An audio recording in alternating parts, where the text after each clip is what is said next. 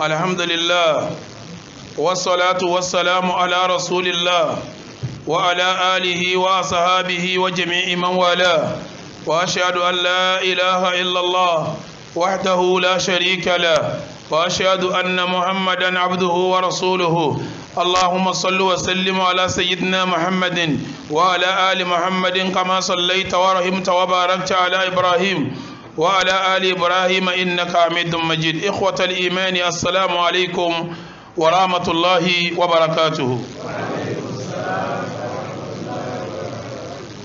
أما بعد فإن أصدق الحديث كتاب الله وخير الهدي هدي محمد رسول الله وشر الأمور محدثاتها فإن كل محدثة بدعة وكل بدعة ضلالة وكل ضلالة في النار فالعياذ بالله من النار. أدوك فلون إكيولون كوبا النبي ومحمد Ọlọ́run jẹ́ ọba ara ilé ẹ̀kọ́ bá wọn sàhábà rẹ̀ àti gbogbo àwọn tó bá tẹ̀lé wọn pẹ̀lú dáadáa. Ọlọ́run jẹ́ ọkà wa náà, Ọlọ́run kó sí àwa náà lẹ́ni ire, iṣẹ́ ire, ìwà ire, ọ̀rọ̀ ire, ìrìn ire, ìṣesí ire tí wọ́n fi jẹ́ ní ire. Ọlọ́run kó fìrà wá lọ́rùn. Ìkẹ́ ìgẹ̀ náà gbogbo àwọn tí ó wà lẹ́yìn tiwa Ọlọ́run jẹ́ ọkà wọn lópin ìgbà tí àwọn náà bá wà lórí dáadáa àti déédéé kó máa wá lọ bẹ́ẹ̀ títí dọjọ́ ẹ̀san. Lẹ́yìn náà gbogbo apátágbà kálọ̀ ń bá mọ̀ dájú òdodo ọ̀rọ̀ ní tírà Ọlọ́run ìmọ̀nà tí ò ní dàrú láéláé òun ni sunna Nabi wa Muhammad. Lẹ́yìn méjèèjì ni gbogbo nǹkan tí a bá pè lẹ́sìn tí ó bá lẹ́rìí inú tírà Ọlọ́run àbí kò lẹ́rìí inú sunna Nabi wa Muhammad sallallahu alayhi wa sallam ní tí sharia Islam pẹ̀lú ẹ̀ òun ni bídíà. Gbogbo bídíà wá ní ànú ni gbogbo ànú wá ní kò sí ibi tí ó rìsọ́ọ̀tì sí tó jùnú Ọlọ́run ọba àlekè ọlá lọ abẹ́ lọ́run pẹ̀lú orúkọ ẹ̀ tí fi dára jùlọ àti àwọn ìròyìn ẹ̀ tí fi ga jùlọ. Ọlọ́run bá pa náà dẹ́bọ rẹ́, Ọlọ́run bá pa ẹbọ náà rẹ́, Ọlọ́run bá rẹ bídíà ṣètánì ńlẹ̀, kọ́lọ́run bá gbé sunna Nabi wa Muhammad ga ní àsìkò yìí pẹ̀lú ògo Ọlọ́run. Ọlọ́run kí ó gbàṣẹ wa lẹ́sìn fún wa, Ọlọ́run kó gbàṣẹ wa lẹ́sìn fún wa, Ọlọ́run kó gbàṣẹ wa lẹ́sìn fún wa. Bí èèyàn bá jẹ́ ẹni tí ń jẹ́ iṣẹ́ Ọlọ́run ọ̀rọ̀ tó gbọ́dọ̀ máa sọ ó gbọ́dọ̀ máa yanjú, ọ̀rọ̀ tí ó dá wàhálà lẹ̀ tí àwọn èèyàn ò ní láǹfààní kí wọ́n ṣàǹfààní ń bẹ̀ èyí máa sọ. Bí èèyàn bá wá sọ ọ̀rọ̀ tọ́já sí pọ̀rọ̀ wọn ọba yí ẹni tí ó gbọ́ ó yẹ kó béèrè pé kí ni ọ̀rọ̀ yóò ṣe kí ni kò yé mi. níjọ́ tọ́lọ̀ ń sọ àyà kalẹ̀ pé alladhina amanu wa lam yalbisu imanahum bidhulmi banka.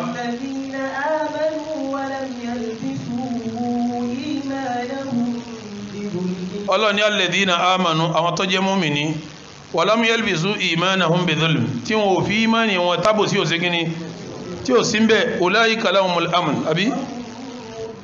àwọn lẹni tí ó mọ̀nà àwọn sì ní ẹni tí ó ní fọkànbalẹ̀.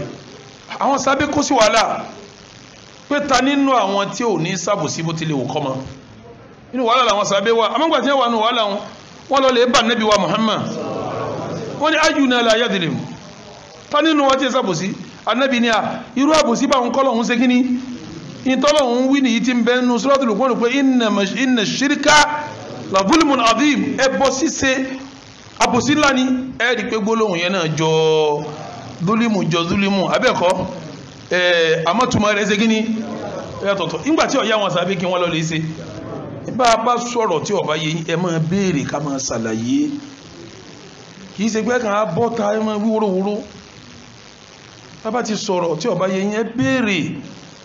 á ṣàlàyé mọ́ sọ̀rọ̀ kò yé yín ẹ béèrè pọ́lọ̀ tẹ́ sọ yóò ṣe kíní kò yé wá o á sì ṣàlàyé tí Ọlọ́run ló sọ̀rọ̀ lànàbí wí fáwọn sàábé tí ò yé àwọn sàábé èyí ọgbọ́dọ̀ jó sàábé ni àwọn sàábé sì lọ bá Rasulullahi ayyuna la yadhlim èwo nù wá ní ẹsẹ̀ Ànábì ní irú àbòsí tẹ̀yìn ń rò òun kọ́ lọ́hún ṣe kíní kí n sọ ẹ bọ́ lọ́hún sọ ń bẹ̀ yẹn èyí ṣe wá sí ń jẹ́ oní kílámù dáná tó dé ìwọ́n ń kiri orin kan tí a fà wá kọ pé. دين النبي محمد أخبار نعم المطية للفتى آثار. ọ̀nì yẹn ní túnjọ́ ni pé dínú nabiyyi Muhammadin akhbar gbogbo ẹ̀sìn tá nàbí mú wa pátá láti sánmà ló ti gbà. نعم المطية للفتى آثار نعم المطية. tá tá a bá wá sọ pé èèyàn rẹ̀ ó dirù ẹrù wo ni ó dì tí ó da ẹrù àwọn àdìsí àtàlùkùránì náà ni yẹ pé tá a bá kéwú tí ọba kárí àtàlùkùránì kan yanjú kò kéwú nígbà tí wọ́n ń tó ní wọn lọ wọ́n wá ní kí ní sàwọn èèyàn wọ́n ń sọ àlùkùránì wọ́n ń ya lọ́tọ̀ọ̀tọ̀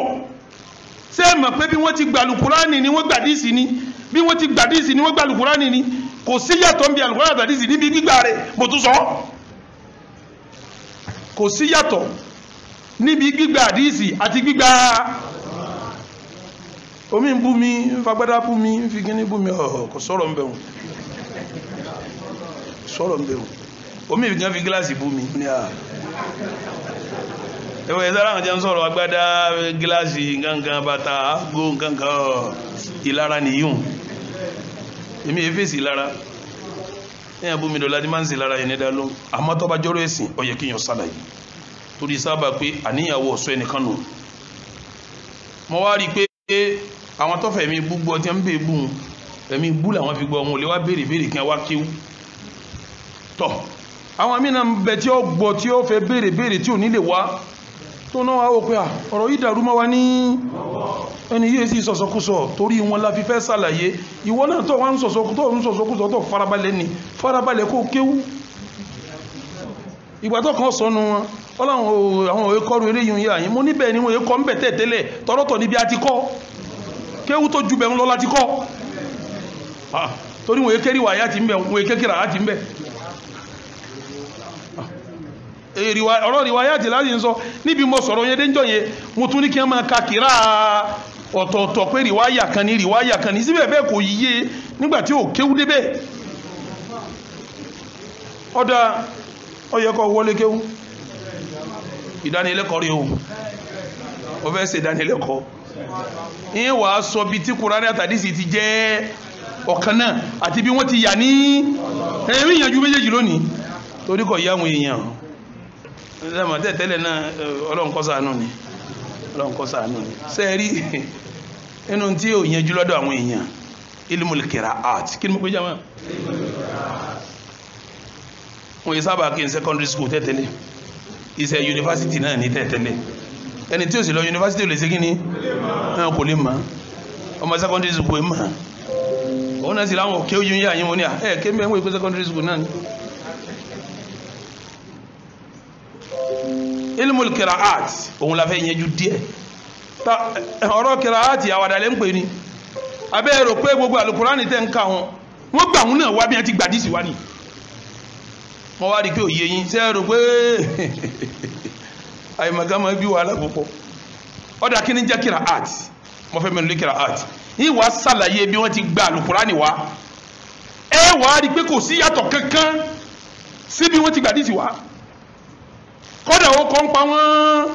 papọ̀ gbogbo ọkọ̀ tó pa ń papọ̀ yín kà á amádàlùkọ́ níyànjú tí n bá yẹn jàlùkọ́ ẹ lọ́wọ́ bí wọ́n ti kọ́ àdísì náà bí wọ́n ti kọ́ àdísì wọn kọ kìrá bí wọ́n ti gba àdísì wá bẹ́ẹ̀ wọ́n gba kìrá láti wá àwọn tó gba àdísì wá náà lọ gba kìrá láti wá ẹ máa rí àfọ ládìísì ẹ tún máa rí inú àfọ ní àìmọ̀kan dá bó ní mímọ̀ bá ń sọ̀rọ̀ aláìmọ̀kan ọmọ òpé kí ní sọ kò yí ọ ní o asàlàyé báńkà kí ní yàfà ilmul qira'at ìyìn ní sọ̀rọ̀ púpọ̀ lórí ẹmú lè má sọ̀rọ̀ ju 30 ìjàbí wákàtí kan náà lọ àwọn yóò kílẹ̀ inshallah bàbá kí gágágá ìmọ̀tá ń pè ní ilmul qira'at ìmọ̀kan ní tó fẹ́ kọ́ wa bá ti máa pe àwọn kẹ́lìmọ̀ náà al-Qur'ani àti yapẹ́ inú tọ́wà ń bẹ àti kí mo pé ma'zuwan li naqili táàfìtì sọ́dọ̀ ẹni tó gbà wá ọlọ́tọ́ láfìtì sí sọ́dọ̀ Ànábì wọn fìtì sí wọn tàbásọ àdísì náà àfìtì sọ́dọ̀ Buhari tàbásọ àdísì mi àfìtì sọ́dọ̀ babásọ àdísì mi àfìtì sọ́dọ̀ búnú súnánì àbí súnánù àwọn tó gbà àdísì wà náà ẹbẹ̀ kọ́ wọ́n wá ní ma'zuwan àfi ọ̀rọ̀ al-Qur'ani yìí náà tì fáwọn tó gbé wá àwọn kan lọ́gbà Al-Qur'ani náà wá báwọn kan ti gba àdísì wa kò sí yàtọ̀ níbi gbígbà ìdí ń wínú o àbáwọ́yá ka kìíní yìí ka sílìsìlátù sanad ẹ máa gbọ́ sílìsìlátù sẹ́kẹ́sẹ́kẹ́ tí wọ́n fi gbà wá lọ́dọ̀ Imam Bukhari yóò ní sílísílátù dàbíyà sẹ́kẹ́sẹ́kẹ́ góòlù tó ń fi gbà díìsì wá sẹ́kẹ́sẹ́kẹ́ tí wọ́n fi gbá Kùránì wá kí yàtọ̀ abáka òun ní àwọn èèyàn àrìjáàlì àwọn èèyàn àwọn tí wọ́n gbé àlùkùránì wá fún wa lẹ́nu sẹ́dún kúlù wáhìdì mínú ìkọ̀ọ̀kanú àwọn táwí yìí yóò kà lọ́dọ̀ àfáà rẹ̀ àfáà tiẹ̀ náà òun náà kà lọ́dọ̀ àfáà rẹ̀ bí wọ́n ti máa kà lọ́nu tí wọ́n fi lọ́ọ́ kà Nábì wa Muhammad sallallahu alaihi عن أمين الوحي جبريل أو قالوا كأمين الوحي جبريل عليه الصلاة yóò wá ka Jibrilu kó tó wá kọlọ́n ṣe é ma pé ṣe sùúrù àfà òun náà Jibrilu náà wà fi kápó náà gbá látọ̀dọ̀ wọ́n lẹ́ni yóò gbà lọ́dọ̀ àfà rẹ̀ àfà yóò gbà lọ́dọ̀ àfà yóò gbà lọ́dọ̀ àfà yóò gbà lọ́dọ̀ yóò fi wá lọ kata ní látọ̀dọ̀ Nábì yóò wá kan yóò ju yóò wá kan ẹ dákun bó la ń gbà díìsì náà wá sebele àdásà náà kíní kan lágbájá bá wa sọ̀rọ̀ lágbájá an Rasulillahi ẹ dákun sẹ́mi ẹ ti ń gbà wáhùn yàtọ̀ gbogbo kìrá àtẹ́ ń kalẹ̀ ní kò sẹ́nìkan tó lè fọwọ́sọ yà pé ẹnu Ànábì mo ti gbà yí tí ń gbà yìí kìrá àwọn tá a fẹ́ dákọ̀ yìí là ń ká kí ni mo pé àwọn náà wá ń gbà lọ́dọ̀ àfa wọn lọ́dọ̀ àfa wọn lọ́dọ̀ àfa wọn tí ó fi wá lọ kàn tí a bá fẹ́ gbàdíìsì náà bó wọn ti ń gbà ẹnìkan lè sáré gọ́ọ̀gù kọ́ bá ń wàdíìsì kan tó bá lálàáfíà o káwá kàmí àti gbà wá àdásà náà kìnní kan àǹkìnní kan ní kàtàlùkọ́ náà tẹ́rì lónìí tẹ́rì pé mi ti ń gbàdíìsì náà wọ́n ń gbà àmọ́ kò yẹ wọn pé ń gbàdíìsì wọn mọ riwayatul Qur'an wọn mọ riwayat wọn mọ qira'at wọn kéri wọn mọ́rí ó jẹ́ wọn kó sí wàhálà ń gbà mọ́ sọ̀rọ̀ wọn tún sàpèjúwe kò tún yé wọn mo ní wọ́n ka kìrá méjì wọ́n ka kìrá ọ̀tọ̀ọ̀tọ̀ méjì bọ́dẹ̀ ń sọ fún àbí ìsọ kò yé wọn ńgbà tí mo débẹ̀ ọ̀kan wà sọ̀rọ̀ lónìí aqrabu minal kufri ilal iman mo ní ọ̀rọ̀ aláìmọ̀kan ẹni tí ọmọ tí ń wí tí ń ṣe fatuwa bẹ́ẹ̀ yẹn bá sọ̀rọ̀ ọkọ̀ wẹni ọ̀sọ̀rọ̀ tó ṣe fatuwa lérí ẹ̀ pé ń tọ́sọ́ lè mọ iye mi kí n tó ṣe fatuwa rẹ̀ o òrókò tó sọ àfọ̀ òní àǹgbàtà àwọn kéékèèké là ń kéwú fàákì sákítà àwọn dáwà kan bẹ̀ pé inna kabira bila ilmi ma'a sugara inna sagira wọ́n ní inna kabira àgbàlagbà bila ilmi tí màá rẹ̀ ò jiná tí ò ní mímọ̀ wọ́n àtàwọn ọmọ kéèké ẹgbẹ́ ni wọ́n yẹ́ rí pé ẹmẹ́ ké náà ní í ṣe wọ́n máa já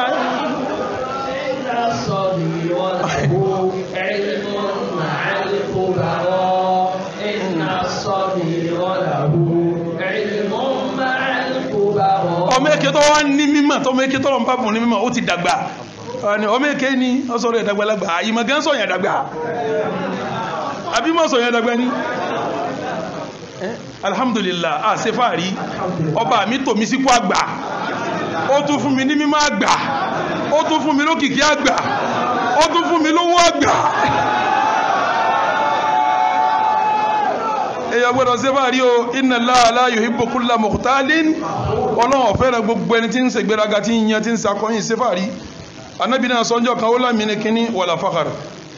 ana khairu waladi Adnan wala fakhar èmi mo lóore jù náà mọ́tà Adnan níbi yìí ṣe fàárí anábì náà kantọ́lọ́n ṣe fún kò ṣe fàárí èmi náà sọ díẹ̀ ń bẹ́ wà má bì ní mati rabbika ọwọ́ ní kíní gan èmi tó yẹ pé inna kabira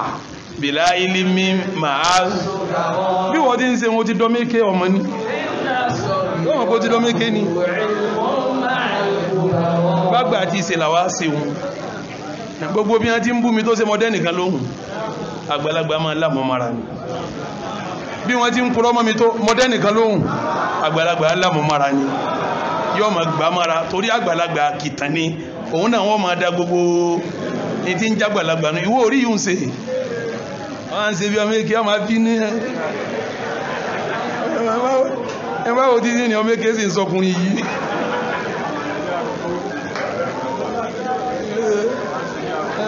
ẹgbẹ́ ti wà ń kó àgbà yìí ṣe bí mo ti kéré mọ̀ yìí náà nísìn mo ti sin máa lọ lé ọkọ ọmọ mi ti ń bímọ lé ọkọ àwọn ọmọ mi èyí tí mo ti fi èyí tó lọ́n tí mo fẹ̀ jẹ́ mi bí gan tún bímọ èmi náà ti di grandpa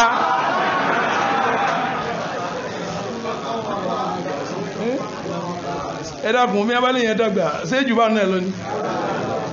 ní àgbàlagbà mo ti dàgbà kò yí ọ ní jíjí oyin tí ń dùn ọ jẹ́ sọ fún ọ ibi àgbàlagbà wà lọ́mí kí bá ọ ibi àgbàlagbà wà lọ́mí kí sí kí ni ọmọ tí wọ́n bá ti bá àgbàlagbà wà farabalẹ̀ pé kádàrá rí o àìwá farabalẹ̀ ní tiẹ̀ o ó sì yẹ kó farabalẹ̀ sórí mo ti sọ lọ bí ọdún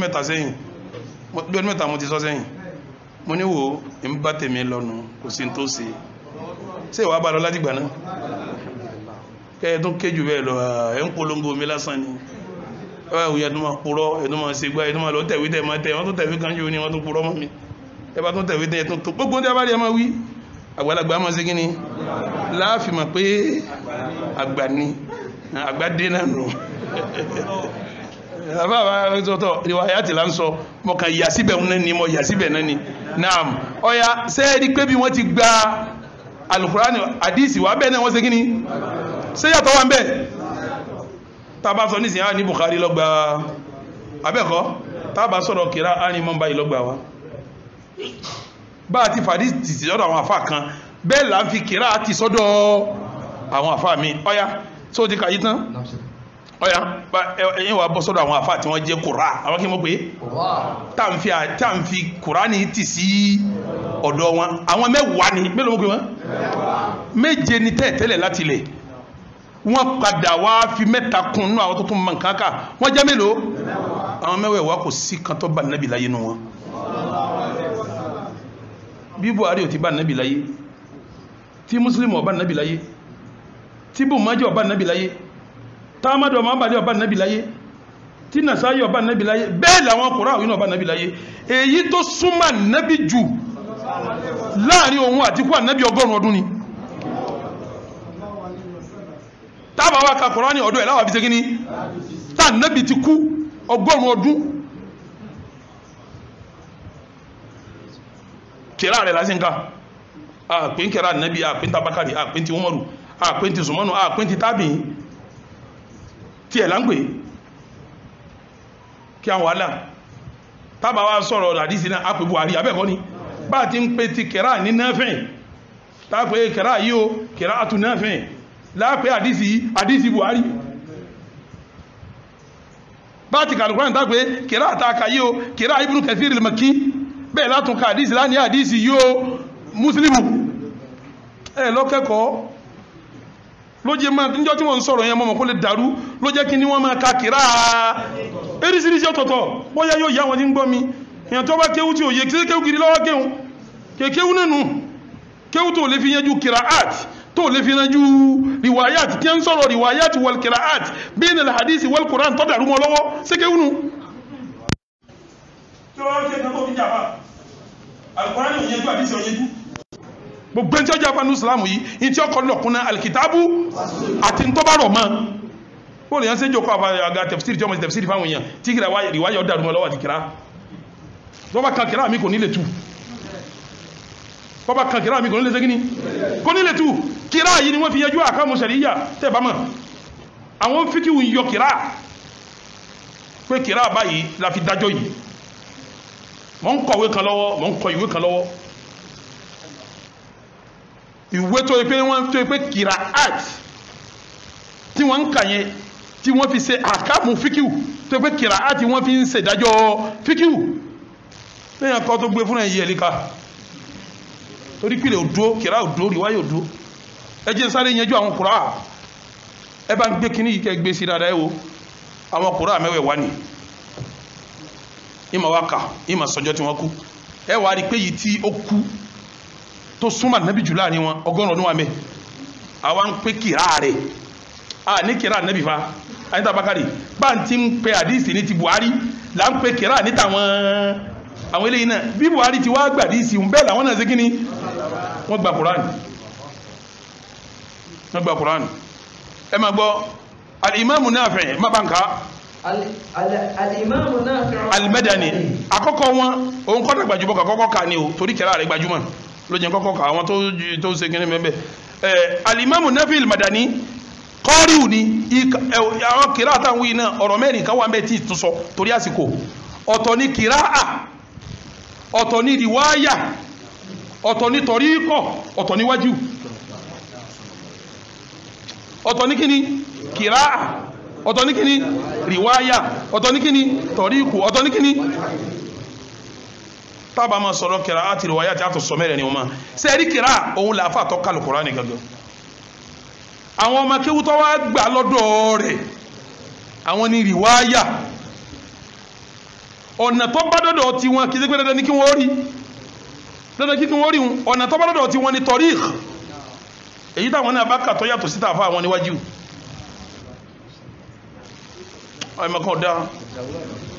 ẹ̀mọ̀kan ṣe kíní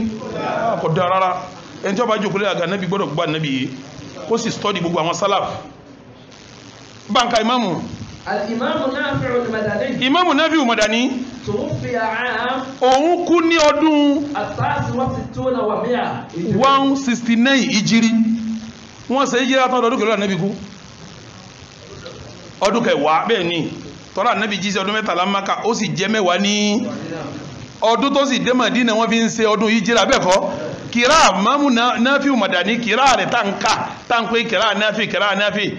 abẹ́kọ́ kìrá àtù Nafi' ìtọ́ba kálukúrá ni ó ní kìrá àkílọ́ǹkà yóò ní kìrá àtù Nafi' òun wá kú ní 169 ẹyọ 10 years kó mẹ́ Ànábì lọ tán 159 ló tó dé bóò ló ti dọ́dọ̀ tí ẹ̀ta fi ń pín kìrá rẹ̀ ajásípọ̀ ọgbà ọwá ṣètò ẹ̀ ni wọ́n fi ń pè ní bí Buhari náà ti gbà tọ́gbà táà fi ń pàdé sí bẹ́ẹ̀ náà lámọ̀ sọ pé kìrá ẹ̀dàkùn àwọn méjì ṣe kíní ọgọ́rùn ọdún kejìlélẹ́ yìí kí ọgọ́rùn ọdún àkọ́kọ́ ẹni tó ṣe kìrá yìí 169 ọgọ́rùn ọdún kan ti kọjá abẹ́ẹ̀kọ́ ni kọ́dùnù kan ti kọjá abẹ́ẹ̀kọ́ ni kọ́dùnù kẹ lónìí àwọn afọ́ aládìsí kọ́dùnù adìsí tẹ́ wíwùn gan yìí ń padà bọ̀ adìsí wà yìí ni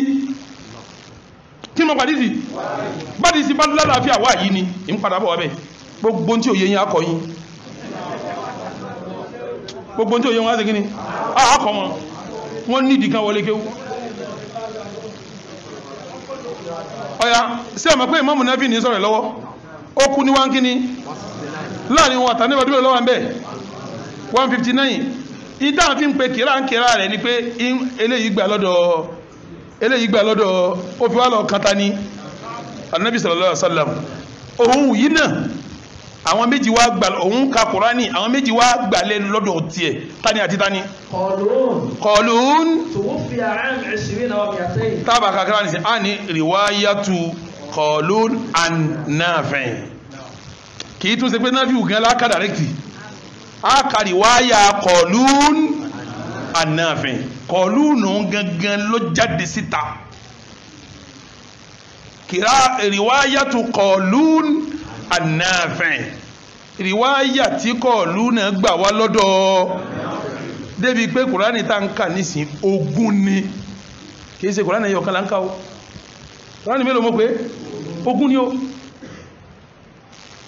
ní sì kádìí ẹgbẹ̀ tẹ́lì ọ̀nà tá ń gbà ka Kùránì onímọ̀ náà sọ pé Al-Kùránì kan náà 20 ọ̀nà mélòó mọ́ pé là ń gbà ka Al-Kùránì àfà mẹ́wàá ni wọ́n kálù Kùránì ìkọ̀ọ̀kan láwọn tó gbàlúwẹ̀ wọn méjì àwọn tí a wá gbà wọ́n là ń wá ń kà nígbàtí Al-Kùránì fún rẹ̀ táà fi rí wáyà táà fi ń kà tó jẹ́ 20 táwárí tíra àdísì tó wá pé 10 sọ wá pọ̀ jù ríwáyà ní gbogbo ogun náà ríwáyà ní àbíkí gbogbo ogun ọ̀hún àwọn àdísì tá ń kó kíkí láwọn náà ríwáyà ní ríwáyà yàtọ̀ bí wọ́n ti gbà Al-Kùránì wá bẹ́ẹ̀ náà wọ́n gba kò sí yàtọ̀ níbi méjèèjì ní ríwáyà àwọn èèyàn náà ló gbà wá tí ń jẹ́ ríwáyà ọya báńkà Qalun náà yẹn tiẹ̀ òun kú ní 220 mọ̀sọ́fà ìtòfi nítorí kọ́nu sẹ́ẹ̀dì rí ìdúnwọ̀n tọ̀ríkọ̀ yẹn sẹ́ẹ̀dì pọ́nà yẹn jìn 220 jìn sí 169 tọ̀ríkù wà láàrin méjèèjì kó tó wá kan wájú ẹ̀sọ́ àbá الإمام ورش Imam Warsh توفي عام 97 òun kú ní ọdún 120 òun kú ní 197 ṣe wá rí Qalul àti Warsh àwọn méjèèjì ń ka kìrá Nafi' kìrá kí mo ní wọ́n ń ká wọ́n di mélòó báwọn mẹ́ta àfa àwọn àtọmọkíw mélòó méjì òun 179 197 lòun kọ́ yá ká àfa kejì. الإمام عبد الله بن كثير المكي Ibn al-Kathir al-Makki naam توفي عام 20 ó kú lọ́dún 120 anabi ti lọ tán ó ti kú tán 110 ni lòun tó kú abẹ́rẹ́ nǹkan ó jìnnà àbí ó jìnnà anabi kú tán 110 lòun tó kú láàrin ikú anabi àtòun àti kú tiẹ̀ 100 ọdún kan àtọdún mẹ́wàá kìrá rẹ̀ là ń kà ó wọ́n gba kìrá rẹ̀ wà láwọn ń kà àwọn mélòó ló gba kìrá tiẹ̀ Buzi Imam Buzi توفي عام 50 و200 òun kú ní 250 àti Kumbul توفي عام 91 òun kú ní 291 ní Kumbul kú nísìn Imam Ibn Kathiri ọmọ kí wọ́n bẹ̀rẹ̀ lónìí àkọ́kọ́ Al-Bazzi kí ni wọ́n pè riwaya méjì ni wọ́n pè ń Buzi wọ́n pè ń Bazzi ẹgbẹ́rẹ́ pè ń Bazzi Bazzi kí ni wọ́n pè wọ́n pè ń Bazzi ọ̀hẹ́ Bazzi àti Kumbul kí ni wọ́n kejì wọ́n di mélòó báwọn wọ́n di mẹ́fà àfáà kan ọmọkẹ́ méjì àfáà kejì ọmọkẹ́ méjì gbogbo wọn ní tàbí kàtán ọya máa rọ́ṣẹ́. Al-Imam Abu Amr al-Basri Abu Amr al-Basri توفي عام 5 ó kú ní 155 lẹ́yìn hijira ẹ wo distance wọn àtànábì àti kú ànábì 145 òun kìlá rẹ̀ láwọn nǹkan sọ́gbà lẹ́nu ànábì ni òun náà ń gbà làwọn ànábì ṣe kí ni bá ti gbàdíìsì náà nú kí ń yàtọ̀ pọ̀ ẹ sọ́fà Imamu Duri àti Susi àwọn méjì lọ́mọ kéwù tiẹ̀ fáwọn yìí ń lẹ̀. Ibn Amir Shami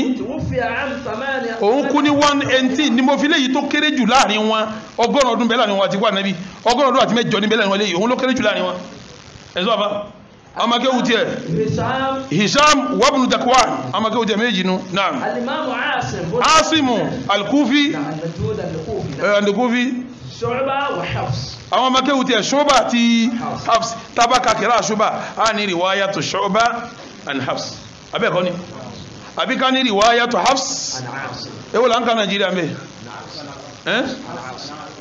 Asim Hafs and Asim là ń ka Nàìjíríà nínú 20 nísìn ìkànlámú ìkànwó lòun mọ̀ tí ọ̀kan ọ̀dá ń kéwòn ní kò sí mọ́nà kọmọ èyàn àmọ̀ pé ìwàyá ti wá ẹnìkan kàkí ní gaba gẹ́mà bó sì ká ọkọ̀ọ̀kọ́ wádìí náà onímọ̀ bá gbí nǹkan kọ̀ọ̀kọ́ wádìí kẹ tó dìde sí onímọ̀ gbọdọ̀ sọ̀rọ̀ kọ jálù lójijì ọgbọ̀dọ̀ jálù tó ní bá sọ̀rọ̀ gbọdọ̀ jálù ọkọ̀ọ̀kọ́ lọ sí ìwádìí ń tọ́sọ̀ wọn yóò ṣe kí ni ọwà farabalẹ̀ béèrè náà bẹ́ẹ̀ náà bá wá jẹ́ ọlọ́run yóò ní mo ṣe mistake tó bá ṣe mistake yóò admit mistake ẹni ọlọ́run yóò já mistake yẹn o àfi tó bá jẹ́ pọ́fẹ́ sọ àwọn èèyàn nù wàláhì tí n bá sá ẹ̀yìn tí wọ́n mọ̀ bẹ́ẹ̀ tí n bá sá alùkọ̀ yìí tó padà wá pé fatuwa tí mo ṣe ń jẹ́ òní mistake ṣe kíní abẹ́ẹ̀kọ́ ni wọ́n wà lórí nẹ́ẹ̀tì London ní Texas ní ìjẹta àbí jẹrin wọ́n fi ń bèèrè mọ́ ní ìmọ̀ ọ̀tún àbí ọ̀tún ẹni ẹwà ní àmọ́ ní ìmọ̀ o ẹ bèèrè nǹkan mi èyàn gbọ́dọ̀ sọ mùsùlùmí nù èyàn gbọ́dọ̀ sí kíní èyàn gbọ́dọ̀ sọ́nù èyàn jẹ ọkàn yíkú yàwájú Ọlọ́run ìyẹn bẹ̀rù Ọlọ́run ni àfá bẹ̀rù Ọlọ́run ni àfá yìí bẹ̀rù Ọlọ́run ni máa ká ń sọ àfá Hamza al-Kufi ọmọ kéwù tí ẹ̀ Khalaf àti Khallaj ọya kàmí òun kú ní 156 naam Imamu Kisayi Kufi lòun náà ó kú ní 189 ọmọ kéwù tí ẹ̀ Abul Haris àti Duri naam Abu Ja'far al-Madani ó kú ní 130 ẹwà ní wọn àti kú ànábì 120 years ẹyọ́ka àwọn ọmọ kéwù tí ẹ̀ta ní ẹ̀hẹ́n ọ̀ka ìtọ́kàn Yakubu al-Hadrami òun kú ní 205 ànábì ti lọ 190 wọ́n kínú kìrá rẹ̀ láwọn ká sọ́bà ànábì láyé ni ṣe bí ń gbà ló fi wá káwàá abẹ́ẹ̀kọ́ ni bẹ́ẹ̀ la Buhari náà ti gbàdísì ṣé yàtọ̀ wà ṣé pẹ̀lú àlàyé ṣé yàtọ̀ wà ọyàn so رويس وروح. رويس وروح نعم. الإمام خلف البزار. إمام خلف. إمام كوانو. نعم. هو أحد رواة حمزة. وفي عام 9. òun kú ní 229 2 láàrin òun àti kú ànábì ọdún mélòó nù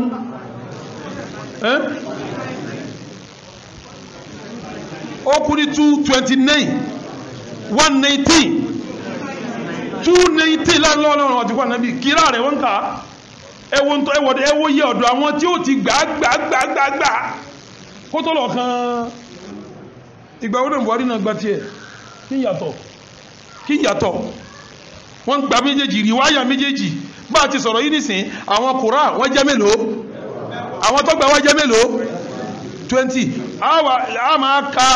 riwaya kọ̀ọ̀kan pẹ̀lú kìrá rẹ̀ a máa pé riwaya tu Qalun an-Nafi' riwaya tu Warsh an-Nafi' riwaya kọ̀ọ̀kan ní ọ̀nà tá ń gbá Al-Qur'ani ọjọ́ náà mélòó bá ọ̀nà 20 là ń gbá Al-Qur'ani ọ̀nà kí mo gbé ṣe tó bá jẹ́ pé yọ̀kan ni yọ́ jẹ́ 20 ni ṣe bíbí kẹra bí riwaya ti pọ̀ yìí náà ládìsí náà ṣe kíní ládìsí náà pọ̀ tọ́ yìí ní ju àwọn àfáhùn torí àsìkò mo fẹ́ lọ sí ibòmí mo fẹ́ lọ bòmí mo wá fẹ́ sọ ẹfì yìí lẹ̀ náà wọ́n jẹ́ sọ yìí má mo wá fẹ́ sọ bí tí Kùránì àti ìjà tó ti pàdé ìgbésẹ̀mà tó bá ti di pé wọ́n gbà nǹkan wá bẹ́yẹn òfin ó ṣe kíní òfin ó wà tí wọn òfin ní mú àmúlù mọ́là mọ́ sẹ́mà pé wọ́n gbé òfin kalẹ̀ fádìsí náà pẹ̀lú tágbàdìsí lọ́wọ́ rẹ̀ bí ó ti rí ní abẹ́ẹ̀kọ́ nígbà wọn gbé ìfẹ́kalẹ̀ fàdìsí tán tí a bá wá sí jáde lórí sí wọ́n wà ní hadha hadithun sahih abẹ́ẹ̀kọ́ wọ́n tún ní hadha hadithun da'if abẹ́ẹ̀kọ́ wọ́n tún ní hadha hadithun mutawatir wọ́n tún ní hadithun mashhur wọ́n tún ní hadithun mawdu' sẹ́rí àwọn ọkọ̀ yìí ìkọ̀ọ̀kan náà bẹ́ẹ̀ nù kíra sẹ́wọ̀n pé a ní hadith mutawatir abẹ́ẹ̀kọ́ àwa ní kíra mutawatira ani kiraa se mapa ni hadith mashhur atuni kiraa mashhura se mape ani hadith ahadi abeko atuni kiraa ahadi se mape atuni hadithun shadh aba hadith shadh be la ni kiraa shadha be la tuni hadith mawdu aba hadith mawdu atuni kiraa sẹ́ngbàtà ní kìrá mọ̀dúwà àwa torí ẹ̀ pé gbogbo Al-Qur'ani nírọ́ bàbára dìsì mọ̀dún náà kò túnmọ̀ pa kò dìdì ẹgbà dìsì nírọ́ bá dìsì ti rí tó ní mutawatir tó ní àhádí ń yíò àbá ìmọ̀ tó kúnná ní bí a bá ti ní hadith mutawatir ta ní hadith mashhur ta ní hadith àhádí bẹ́ẹ̀ la ní kìrá mutawatira ani kiraa mashhura ani kiraa mawdu'a ani kiraa shadha ma ko fi tó de hadisi náà ní segini ní de kiraa hun náà ṣé yàtọ̀ wà ńbẹ̀ mọ́ ni mo fi ní bí riwaya kò sí yàtọ̀ láàrin Kùránì àti ibi tí yàtọ̀ wà yín padà sọ fún yín de mọ̀ tí ẹnu tẹ́ mọ̀ mọ́nà yìí tẹ́ mọ̀ lanjuwe yìí ṣé mi ní wàá sọ̀rọ̀ tẹ́ a sọ pé wíwá náà ó ní Kùránì àti hadisi ọ̀kan náà ń gbà tẹ́ lẹ́kọ̀ọ́ tí tẹ́ kéwú yanjú gbogbo àwọn tó kéwú yanjú mọ̀kọ́rọ̀ mọ́ sọ wọn ò lè jáyíyàn àwọn tí ma wọ́n yanjú àmọ́ wa min al-baliyyati adilu man la yarawi an gayyihi wa khitabu man la yafhamu wa min al-baliyyati àmì wọ́n ńlá ni adilu man la yarawi an gayyihi ẹni tí ó ma wọ̀gbé lọ tẹ́ ma pé tí ò ní dáhùn àmì wọ́n ni wa khitabu man la yafhamu àtẹnitẹ́ bá sọ̀rọ̀ tí ò ní yé kò sí nígbà tí kéwò yé wọn kò sí níbi tá bá fìmọ̀ bá wọn sọ̀rọ̀ kò lè yé wọn èmi ń fìmọ̀ sọ̀rọ̀ ẹ wá ń gbókà ẹ ń pariwo káàkiri kálẹ̀ rò pé ń sọ̀rọ̀ náà pẹ̀lẹ́pẹ̀lẹ́ yín ṣe fàárí kí n tó jáde sílẹ̀ mi lọ kéwú tí ma lágún láìbírì àwọn àdálẹ́ pé ní tsc tó tàn níjọ́ nínú tí a dọ̀rọ̀ ọ̀n túrú náà bí mo ti yanjú ẹ̀ náà ni àbẹ́ẹ̀kọ́ ni àbí yanjú ẹ̀ nígbà mọ̀ yanjú ẹ máa bèèrè tí ọba yẹ yẹn mú tíra wá ẹ pè á dáyín lóhun lérí fóònù á sàlàyé ẹkàn á bọ́ sí nẹ́ẹ̀tì àwọn sí wọ́n ẹ̀yin wàá bọ́ síbi àwọn tí wọ́n ti pàdé tí Al-Qur'an àti hadith ti pàdé ọ̀ya má bá ń ka anwa'ul qira'at onímọ̀ sí fún ọ̀hún. تنقسم القراءات إلى الأنواع التالية. ما بقولوا أولا القراءة المتواترة. القراءة المتواترة قراءة متواترة تقول كيف اسمها متواترة كتعريف تواتر. القراءة التي وافقت العربية. هي القراءة التي سيري افعل بالي ما في سيري يمكن كم بيهم سيري بقو قراءات يقولوا في متى. ẹgbẹ́ bá di ìsìta ń gbà wà náà ti lófin ṣẹgbọ́dọ̀ mi òun náà ní kí ni yóò lófin mẹ́ta ó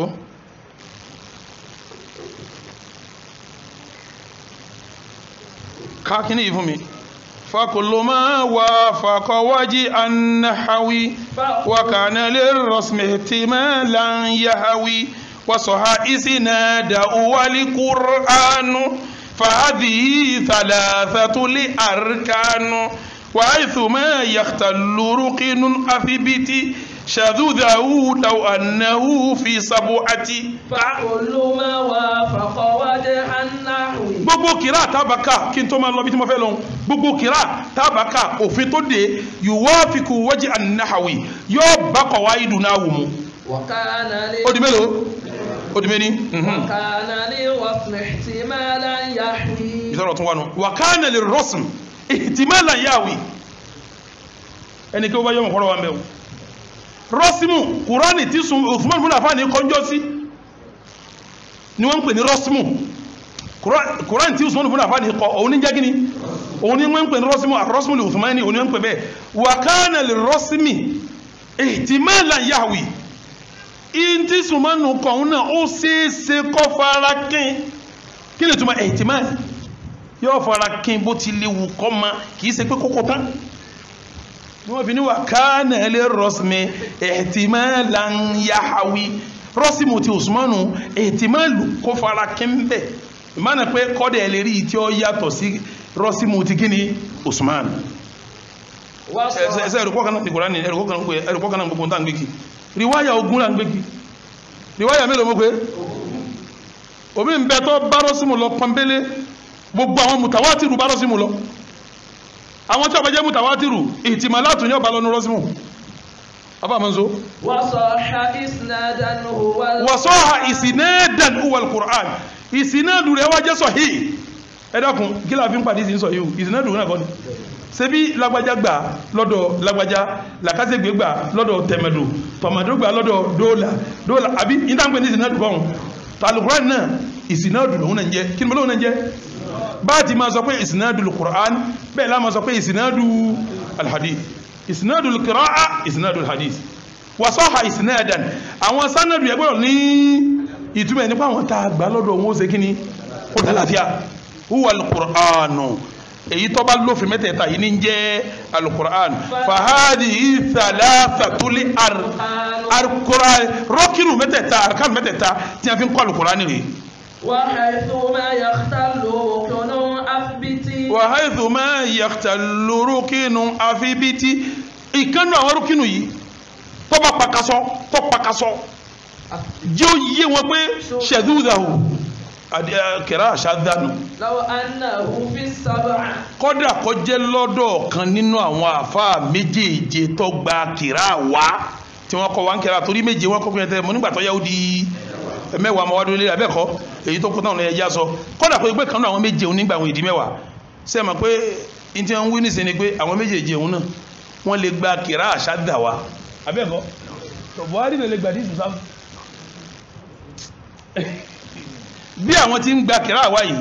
wọ́n ní kọ́dà kó ṣe pọ́ kan náà àwọn méje òun lọ́ bá gbà wá tó fi yìí ò pé sára kìrá àkọ́gbà wá wọ́n ní ká pe kìrá òun ní kìrá atún ṣáàdà abẹ́kọ́ ìtumọ̀ ẹni pàápọ̀ ní kìrá òun ọgbà kìrá àṣádà wa abẹ́kọ́ Buhari náà lè gba dísù sáfù wa Muslim náà lè gba jáàdù wa gbogbo àwọn tá ní wọ́n gba kìrá àwá ìpátápátá ní ṣe kìrá ìbèrè ẹ̀wà àyàtì yìí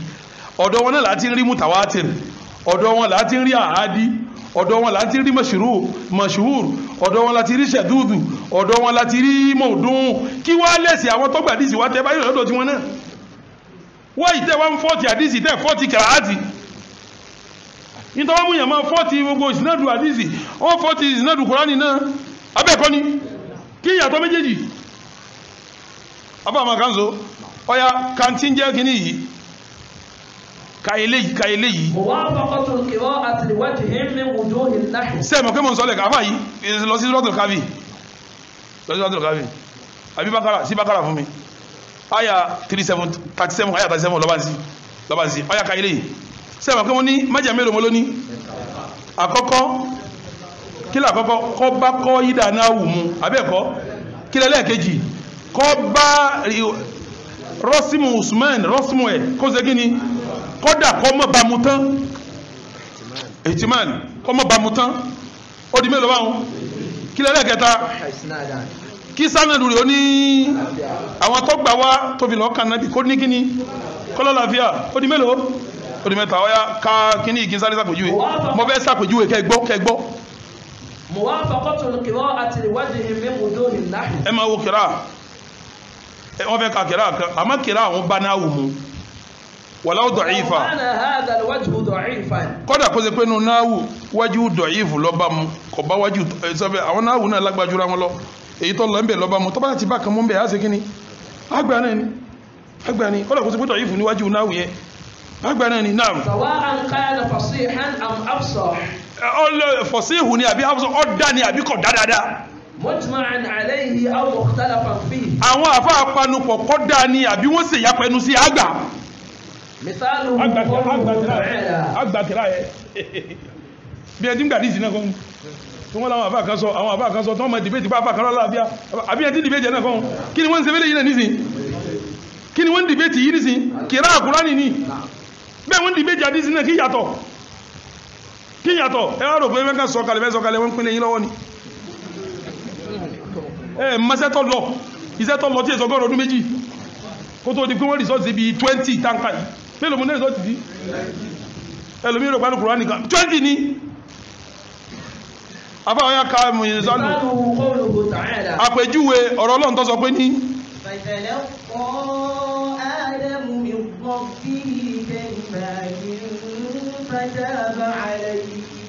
Ádámù yẹn ẹgbọ́ bí ó ti ká Ádámù yẹn tó Ádámù yẹn ká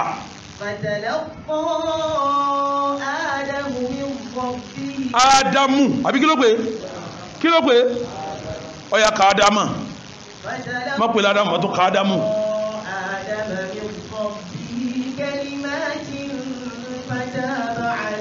ọwọ́ akakẹ́lì máa tún tọba ti ká Ádámù ọwọ́ akakẹ́lì máa tún àmọ́ tọba ká Ádámù ọwọ́ akakẹ́lì máa tún ìwà tú méjèèjì ọya kàkíní kọ́ kàkéjì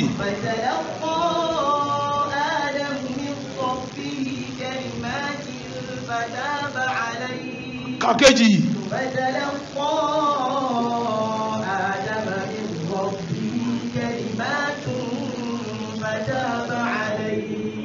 méjèèjì lọ́wọ́ lé àmọ́ kan lálàáfíà ju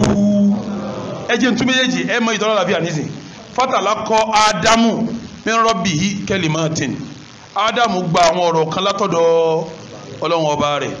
sẹ́gbọ́ báwọn fátàlá kọ́ Ádámù min rabbihi kalimatun àwọn gbólóhùn kan gba Ádámù látọ̀dọ̀ Ọlọ́run èwo ló lálàáfíà jù èwo ló lè díẹ̀ tọ́ sọ́sà ti ṣe náà wùsà tiẹ̀ ń lò bẹ́ẹ̀ ẹgbà méjèèjì tá a bá ń ka àdìsí náà àdìsí innamal a'malu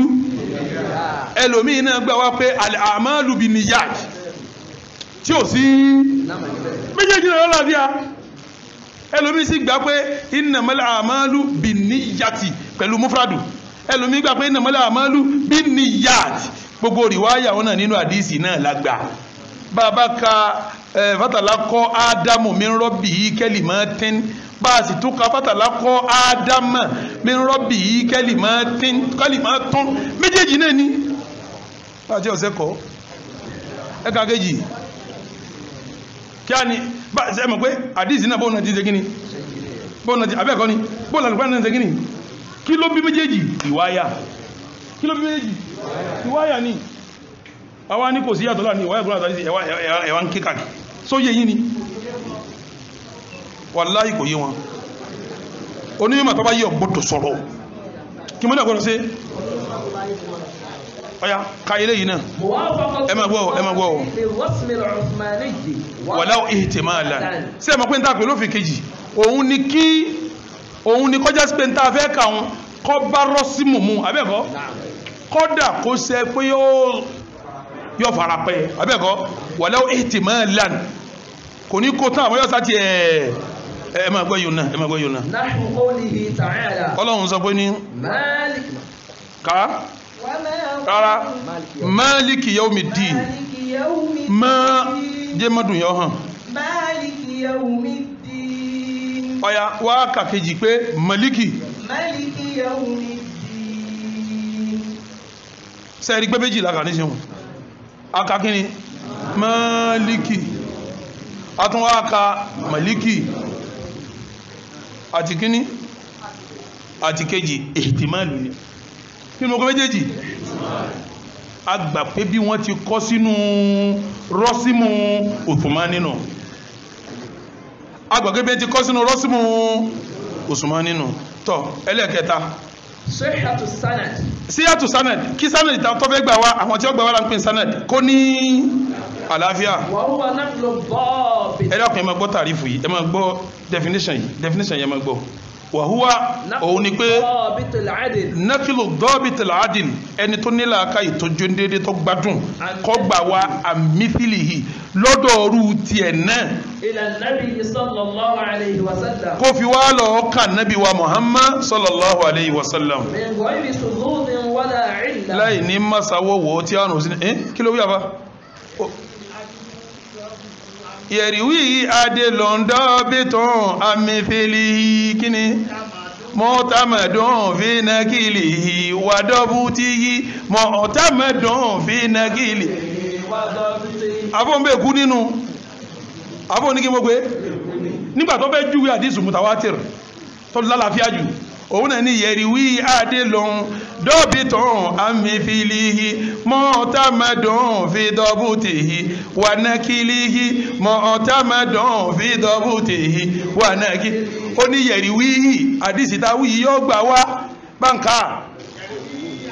adìlún ẹni tó jó déédéé dọ́ọ̀bì tún tìlàkà rẹ̀ ṣètù tó ṣe dáadáa àmì lọ́dọ̀ ọ̀rù rẹ̀ mọ̀ọ́tàmẹ́dùn tá a fọkàn balẹ̀ pé fi nàkìlìhì wà adìlìhì yìí tó gbé wà ń da ó sì ní déédéé ẹ dákun ẹ wò fi tí wọ́n fún àdìsí mutawatirun ọ̀yà ka eléyìí náà ẹ máa gbọ́ ìdíwọ́n kí ẹ máa gbọ́ ti Kùránì náà. òun ni kẹ́ni tó jẹ́ dọ́bìtù làádìl kọ́gbà lọ́dọ̀ ọ̀run rẹ̀ kó fi wá lọ ka nàbí definition méjèèjì ń sọ yàtọ̀ definition yẹn fi ṣe àdìsù mutawatir àbí tá a pè ní àdìsù marfu nígbà míì wọ́n sì ń pè ládìí sahih nígbà míì ìfẹ́ yà síbẹ̀ ń ní o ìta àfi gbàpáàdì sí ń lálàáfíà òfin òun ni wọ́n fi ní kìrá yìí ṣe kíní ń jẹ́ mutawatir tí ó sí yàtọ̀ kankan láàrin kíní ìtàwọn aládìsí ń wí làwọn oníkìrá ń ṣe kíní kí ń yàtọ̀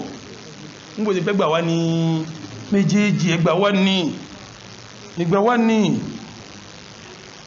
nígbà wọ́n fẹ́ sọ̀rọ̀ yìí tí Usman náà kọ́lẹ̀ torí pé Usman wá kọ́ Usman kan òkè à ń wí nígbà wọ́n fẹ́ sọ̀rọ̀ tí Usman kọ́lẹ̀ wọ́n ní wà láwọ̀ ihtimalan kọ́lá kó súnmọ́ ẹ mọ̀ pé túnmọ̀ ẹ̀ ní pọ́ mi ò ní ṣe kíní ẹ lọ́lágbọ́yé ìgbà wọn ni Usman lọ ìgbà wọn ni wọ́n ṣe ogun táwọn yìí padà sọ bí ẹ ti kọ Al-Qur'ani ọ̀tọ̀ làwọn tó wọ́ ní wọ́n láyín ọ̀tọ̀ làwọn tó tó súrà àwọn kan ló tó súrà àwọn kan ló wọ́ ọ̀tọ̀ọ̀tọ̀ ní kìí sọdún kan náà wọ́n àdẹ̀ sí láyà Nábì àwọn tí wọ́n ṣiṣẹ́ yìí náà ni àwọn àfáà náà ni irú àwọn Buhari àwọn Muslim náà ló ṣiṣẹ́ Kùránì náà àwọn kan mójútó àwọn àdísì àwọn kan mójútó torí wọ́n mọ̀ pé wà yí méjèèjì ò sì gbọ́dọ̀ sọnù kò gbọ́dọ̀ sọnù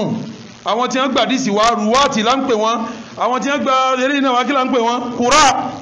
àwọn kùrá ló tún wá ní àwọn rúwátì àwọn náà ní rúwátì bádìsì ti ní rúwátì ní Kùránì ní rúwátì òfin tí wọ́n fi ń gbà kan òfin kan náà wọ́n fi ń ṣe kíní wọ́n fi ń gba méjèèjì kí wọ́n láyín ọyá bá ń lọ bí al-hadith al-mutawatir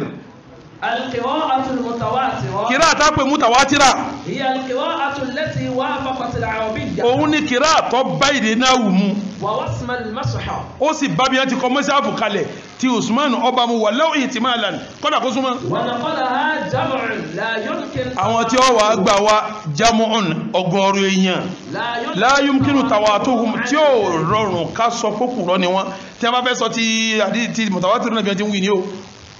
nafsu tarif irú tarifu ta fún riwaya yìí ta fún kira mutawatira yìí irú ẹni wọ́n fún hadithu mutawatir wọ́n ni máa rawahu jamu'un la yumkinu tawatuhum ala al-kadhib am mithlihim tó yẹ pé àwọn tó gbà wá ọgọ́rùn èèyàn ni wọ́n táwọn náà tó gbà lọ́dọ̀ ọgọ́rùn èèyàn tí ọ̀rọ̀rùn ká pè wọ́n ní òpùrọ́ bọ́gọ́rọ̀ ó ti máa wá gbàánu tọ́gọ́rọ̀ ọmọ gbà lọ́wọ́ ara wọn tí ó fi wá lọ kà Nábì Muhammad nínú àdíìsì bó ti rí nínú Kùránì náà tàbá ní qira'atun mutawatira ìtumọ̀ ẹni pé kìrá yìí ọgọ́rùn èèyàn ń gbà lọ́dọ̀ ọgọ́rùn èèyàn tó fi lọ́ọ́ kà Nábì wa Muhammad ìtumọ̀ ẹ̀ náà nù àbí ìtumọ̀ wọn ò yàtọ̀ ọ̀yá àníwá al-qira'ati mọ̀ ń sọ lọ́wọ́ ọ̀yá ẹ lọ síbi kìrá àtọ́kan. al-qira'atul mashhura. àtúnwá ní kìrá àkàwọn pé mashhura ẹgẹ́ bá ti ní hadithun mashhur la ní qira'atun mashhura. hiya al-qira'atu al-muttasil sanaduha bi wasuli sallallahu alayhi wa sallam. tọ òun tiẹ̀ náà eléyìí gbà sanadu ẹ̀ náà wọ́n gbà ó fi lọ́ọ́ kan Ànábì sallallahu alaihi wasallam. wa wafaqat al-arabiyyata. ó sì bá ọba Lárúbáwá mu ó sì bá bí Usmanu ti kọ́ tiẹ̀ lè mu. wastahawat 'inda al-qurra. tọ ó sì gbajúmọ̀ lọ́dọ̀ àwọn tí a ń kà. falam tudwaj dhimn ash-shadh illa annaha lam tablugh darajat al-mutawatir. kìí ṣe àwọn ṣáàdù àwọn èyí tó wọ́n tí ò sí rẹ̀ ní wọ́n pè ní ṣáàdù tó ipá máa sa ni pé ẹnì kìí ṣe irú tí irú kìrá àyà rẹ̀ ní tọ́karú ẹ̀ ṣáàdù nù ni kọ̀wọ́nú ṣáàdù àmọ́ kò débi títà wá túrú ṣe kíní mashhuru lòun jẹ́ kò débi títà wá túrú ṣe kíní sẹ́ẹ̀dì bó ti rí bí Kùránì bẹ́ẹ̀ lórí bí hadisi náà ẹjá má pèjú wa kìrá mashhur bá ti ní hadisi mashhur bẹ́ẹ̀ la ní kìrá mashhura ẹjá gbogbo kìrá mashhura ọya ká fún apá lọ́ba àwọn suratul Kahfi àyà karùn-ún wọ́kọ̀ wà má kuntu muttakhidhal mudillina aduda ọwọ́ ká bí dọ́mì àtà wà bí fatiha ẹ máa gbọ́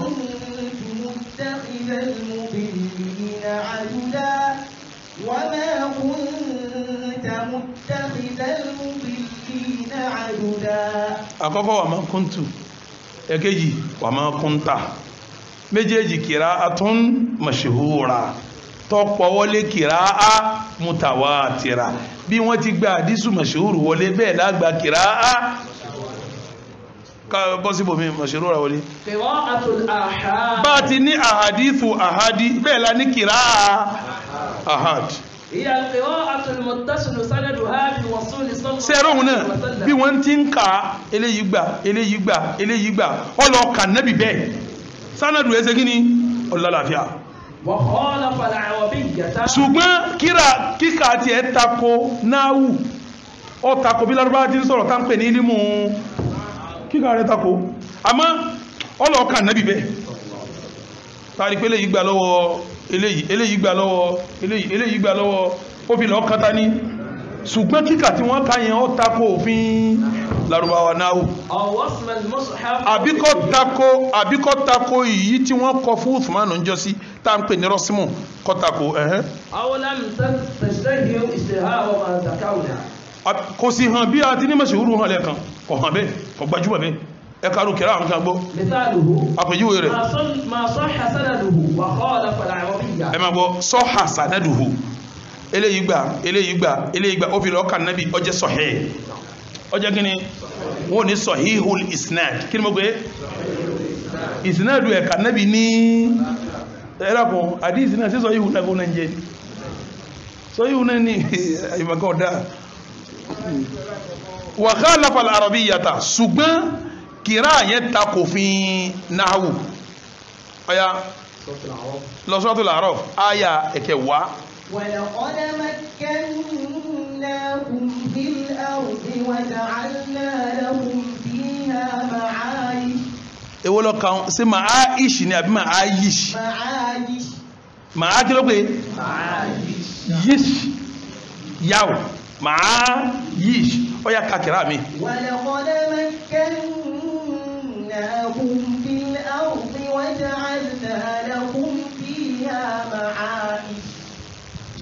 kí lè kejì tọ́ka wọn amsa ibi tí wọ́n fi yáwù sílẹ̀ kí wọ́n fi ẹ máa wo ẹni tó ka kìrá wọn Nafi'u ni alimamu Nafi' lọ́ka òun lọ́ka Ma'ish tó wá kàwọn nísìn qira'atu ahadi ni síbẹ̀ bẹ́ẹ̀ wọ́n gbà kúnnú kìrá tẹ́mọ̀ káwọn bá ń dìbé ti ẹnu kò lórí pé hadithu mutawatir kò sí ọ̀rọ̀ lórí ẹ̀ àmọ́ hadithu ahadi wọ́n dìbé ti ẹ̀ kìrá ahadi náà nísìn ẹnìkan ló dá wa gbà wá ó sì gbà ó fi kànáfì sàlásálàm àmọ́ takò fín náhù wọ́n sì gbà bẹ́ẹ̀ náà wọ́n sì ń kà ọ̀tàn àbí ọ̀tàn bá ti ní hadithu ahadi bẹ́ẹ̀ lá ní kìrá ahadiya tó kàmí ma sahha sanaduhu wa khalafa ar-rasm ma sahha sanaduhu wa khalafa ar-rasm kìrá mi tún ní o sanadu ẹ̀ sahihul isnad ṣe sahihul isnad ti yé yín àbí sahihul isnad ò yé yín sahihul isnad eléyìí gbà gbogbo ẹ̀ lálàáfíà tó fi lọ́kàn Ànábì sallallahu alaihi wasallam àmọ́ khalafa ar-rasm ọ̀tàkò yìí tí wọ́n ń pè ní rọ́símù tí Usmanu ṣe gíní tí Usmanu kọ ọ̀tàkò wọ́n sì ń ká ńgbà wọ́n rí pé ó ti lálàáfíà kan Nábì wọ́n ń ká ní ọya má bòjú rẹ̀ wá bá ń lọ sí Suratu Rahman aya 76 متكئين على رفرف خضر وعبقري حسان متكئين على رفرف خضر وعبقري حسان mo fẹ́ kẹ́ wo kẹ́lìmà rọ́frọ́fin متكئين على رفرف odimeni ẹ wá wo kẹ́lìmà wà abqariyyin méjì ni wọ́n fẹ́ kà tí ó yàtọ̀ ó yá ka متكئين على الرفارف متكئين على رفارف خضر وعبقري barakallahu fi barakallahu fi ẹ bá ń sàmì fún ọmọ kìràát ọmọ riwayat kí mo ló ṣe kò sí ìtọ́ alùkùnrin láàrin yín bẹ̀rùn àwọn eléyìí àtàwọn tó hárí wayat ma tí ẹrùpá ń sáwàdá bí ní bẹ́ẹ̀ wọ́n ń pè ń gbà náà kọ̀dá lè kéwúlẹ̀ gbogbo àwọn iléèwé mi ní sọ́lárúwá gbogbo ọlọ́ọ̀lùkùnrin ni ẹ̀yin tẹ́ wà ní tìkáfù àwọn oníkírun fún yín ẹ sọ̀rọ̀ àwọn oníkírun fún yín àwọn súdẹ̀ntì mi ní kírun tìkáfù wọ́n sì parí alùkùnrin kankan rẹ̀ tó tán gbogbo àwọn ọmọdún mẹ́sàn-án ọmọdún mẹ́wàá ọmọdún abẹ́ẹ̀kọ́ ni àwọn náà ṣe mọ́mù ń bí gbé Kùránì lọ́wọ́ báwo òfáàsì ni wọ́n ti alùkùránì ni gbogbo àwọn tó jòkó ìlú alùkùránì ni kí lẹ́rù pàǹ sẹ́yìn bíbà yìí ilé ìgbà ọ̀dọ́lẹ̀wélẹ̀ ṣé ń gbà tí wọ́n dá àwọn ilé kéwúlẹ̀ ń jò ní tí àwọn ọ̀pọ̀lọpọ̀ kọ́lọ̀nkọ́ san bàbá tó dálẹ̀ lẹ́sàn rẹ̀ tọ́pọ̀lọpọ̀ káíwú tí ò múwé mọ́ tí òjò ó dààmú ẹlòmíì àbáwọn bàdá ilé kéwúlẹ̀ nísìnyí á ṣe kí ni akáwọn bàbá yẹn wọ́n gbìyànjú iṣẹ́ wọn lọ́wọ́ lára wa a gbọ́dọ̀ ṣàìmóore pẹ̀lú wọn Allahumma ghfir lahum warhamhum wa afihim wa'fu anhum wa akrim nusulahum wa wasi' madkhalahum wa naqqihim min adh-dhunubi wal khataaya kama yunqqa ath-thawbu min ad-danas Allahumma jazihim bil ihsani ihsana wa bis sayyi'ati afwan wa ghufrana Ọlọ́run bá fẹ́ríjì gbogbo wọn Ọlọ́run bá fẹ́ríjì gbogbo wọn Ọlọ́run bá fẹ́ríjì gbogbo wọn àwọn ti ṣiṣẹ́ níbì kan ibi wọn bá gbé dé làwọn ti gbé wọ́n ti dálé kéwúlẹ̀ tí wọ́n fi wé kún ìyí tí wọ́n sì gbà lérò pẹ̀lú àìfìwé kún ó ti ṣẹ èrò wọn ni kọ́ mọ́mọ́ di kìrìsìtẹ́nì àwa ní àdíkẹfẹ́rí àwọn tá kéwú bẹ̀ ní àdíkẹfẹ́rí kọ́dà bí wọ́n táwọn báyẹn ṣe dé wọn ò túnjọ́ mọ́ lọ léèwé gan gbogbo ọmọ àwọn àfẹ́ lọ léèwé nítorí pé ọmọ mi ò lọ léèwé kó di Yahudi ọmọ mi ò lọ léèwé kó di Nasara nítorí ẹ̀sìn ni wọ́n fi ṣe bẹ́ẹ̀ àmọ́ alhamdulillah èrò wọn Ọlọ́run ti mú ṣẹ àti kéwú abẹ́ẹ̀kọ́ ni tọ́ àwa láǹfààní pé ọmọ mi táwọn bá pìpìà ká gbé yìí tí wọ́n fẹ́ àchífù ti ṣẹlẹ̀ ẹ̀sìn ti rí dì í ìwé òun náà wá ní tó fẹ́ ṣe nígbésí ayé ọmọ ilé kéwú tá a bá ṣe lónìí àfi ká fìwé kún kọ́ ọmọ lè ṣe kí ni kó lè rọ́nà gbà kọ́ balance kó lè rọ́nà gbà kọ́ ọmọ yẹn báyé mu kọ́ bágbà mu kéwú tá n kéndarú nàyìn ó ju ìwé bẹ̀ lọ gbogbo ọmọlé kéwù yìí wọ́n sọ lárúbá wọ́n lárúbá lójókòó ìsìn àṣẹ lélẹ̀ yìí ni azi àdílà wọn ti wá àwọn ní al-ustaz Dr. Ahmad Tayyib hafidhahullah wa ra'ah wa amadda fi umrihi wa mata'ahu Allah bis-sihha wal-'afiyah òun ló ní káwọn ọmọ bàwá bì òun ló ní káwọn afá méjèèjì ọmọ bàbá kejì ni ṣé àwọn eléyìí gbọ́ lárúbá ni ṣé wọ́n gbọ́ ìbò ni wọ́n gbé ìbò lárúbá yìí náà wọ́n fi ń communicate pẹ̀lú afá alálùkùránì ni wọ́n pọ̀ lọ́dọ̀ mi wọ́n lé mẹ́ẹ̀ẹ́dógún tí wọ́n hárí wáyàt kí mo ní wá èyí tó lè kárí wáyé ogun bẹnu wọn náà àwọn ọmọ kéèkéé ń kárí wáyé tí ń bíbà yìí ẹwà ara lérò pàǹsẹ́ ni àwọn ń wí mẹ̀ẹ̀sìn láti lẹ̀ ní àwọn ọ̀kan kófò ege táwọn fi ṣe aburakadabura ìmọ̀ aburakadabura kan fi ṣe aburakadabura fáwọn èèyàn lójú ìmọ̀ táwọn akẹ́kọ̀ọ́ àwọn ń wú láti kíni gbogbo ẹni tọ́kọ̀ mọ́ síbí ní dúpẹ́ fọ́lọ́hun wọ́n bá kọ́ ọmọdé àtún lágbà mọ́ wọ́n sáfẹ́ wọ́n sàn pariwo àwọn tó ti kọ́ ọmọ abídán ti rádùn rẹ̀ ẹlòmí ọmọ ẹ̀ márùn ní bẹ́ńbí ẹni bàbá kan ìyá kan ọmọ márùn wọ́n lọ́mọ àwọn òtún lọ sùkú mi mọ́láyé kò sí ń dẹ́wì tí ó kọ́ àwọn eléyìí hùn torí wọ́n rádùn ẹ̀gà ń pariwo lásán ní ọdọ́ sùkú lé táwọn fi ń sin lọ́hun táwọn ń sẹ́sìn tó yẹ pẹ́ sìn làwọn ń ṣe bó láti sọ gbọmọ mùsùlùmí dẹni tí ó bá yé mu tí ó bá rí kìá mọ́ mu tábàdí lọ́la nísìnyí tí wọ́n mọ̀ rí mínísítà tí ó jàfa wọ́n mọ̀ rí ambassador tí ó jàfa wọ́n mọ̀ rí medical doctor tí ó jàfa wọ́n mọ̀ rí engineer àfáàní òun kan náà ní doctor òun kan náà lé engineer òun kan lábísùn Qur'an gbogbo wọn ni ó sì ha Buhari tẹ̀ ń wí gbogbo àwọn ọmọ ní ọ̀ha Buhari tẹ̀ ń wí gbogbo àwọn ọmọ mi ní ọ̀ha wọ́n ha Buhari wọ́n ha Muslimu gbogbo ń tẹ́ fẹ́ wù wọn ò ní ṣe wú tọ́rọ ẹ̀fẹ́ wú ẹ̀sìn tégbòtégbò ní ẹ̀fẹ́ wú ẹ̀sìn tégbòtégbò nígbà àwọn ọmọ fìdí ẹ̀sìn múlẹ̀ tégbòtégbò a sì mọ̀ tírẹ̀nì àwọn ọmọ lórí ẹ̀ gbogbo àwọn ọmọ tó wà ń bí wọ́n hálùkùrá ní ìrìwá ayá tí wọ́n ha wọ́n ṣe gbogbo ẹ̀ mi rò pé ẹlẹ́rẹ́ nìkan bẹ̀rún tó hálùkùrá ní yẹjú kò tiẹ̀ sí tó bá sì èdìdì sí ẹmú jáde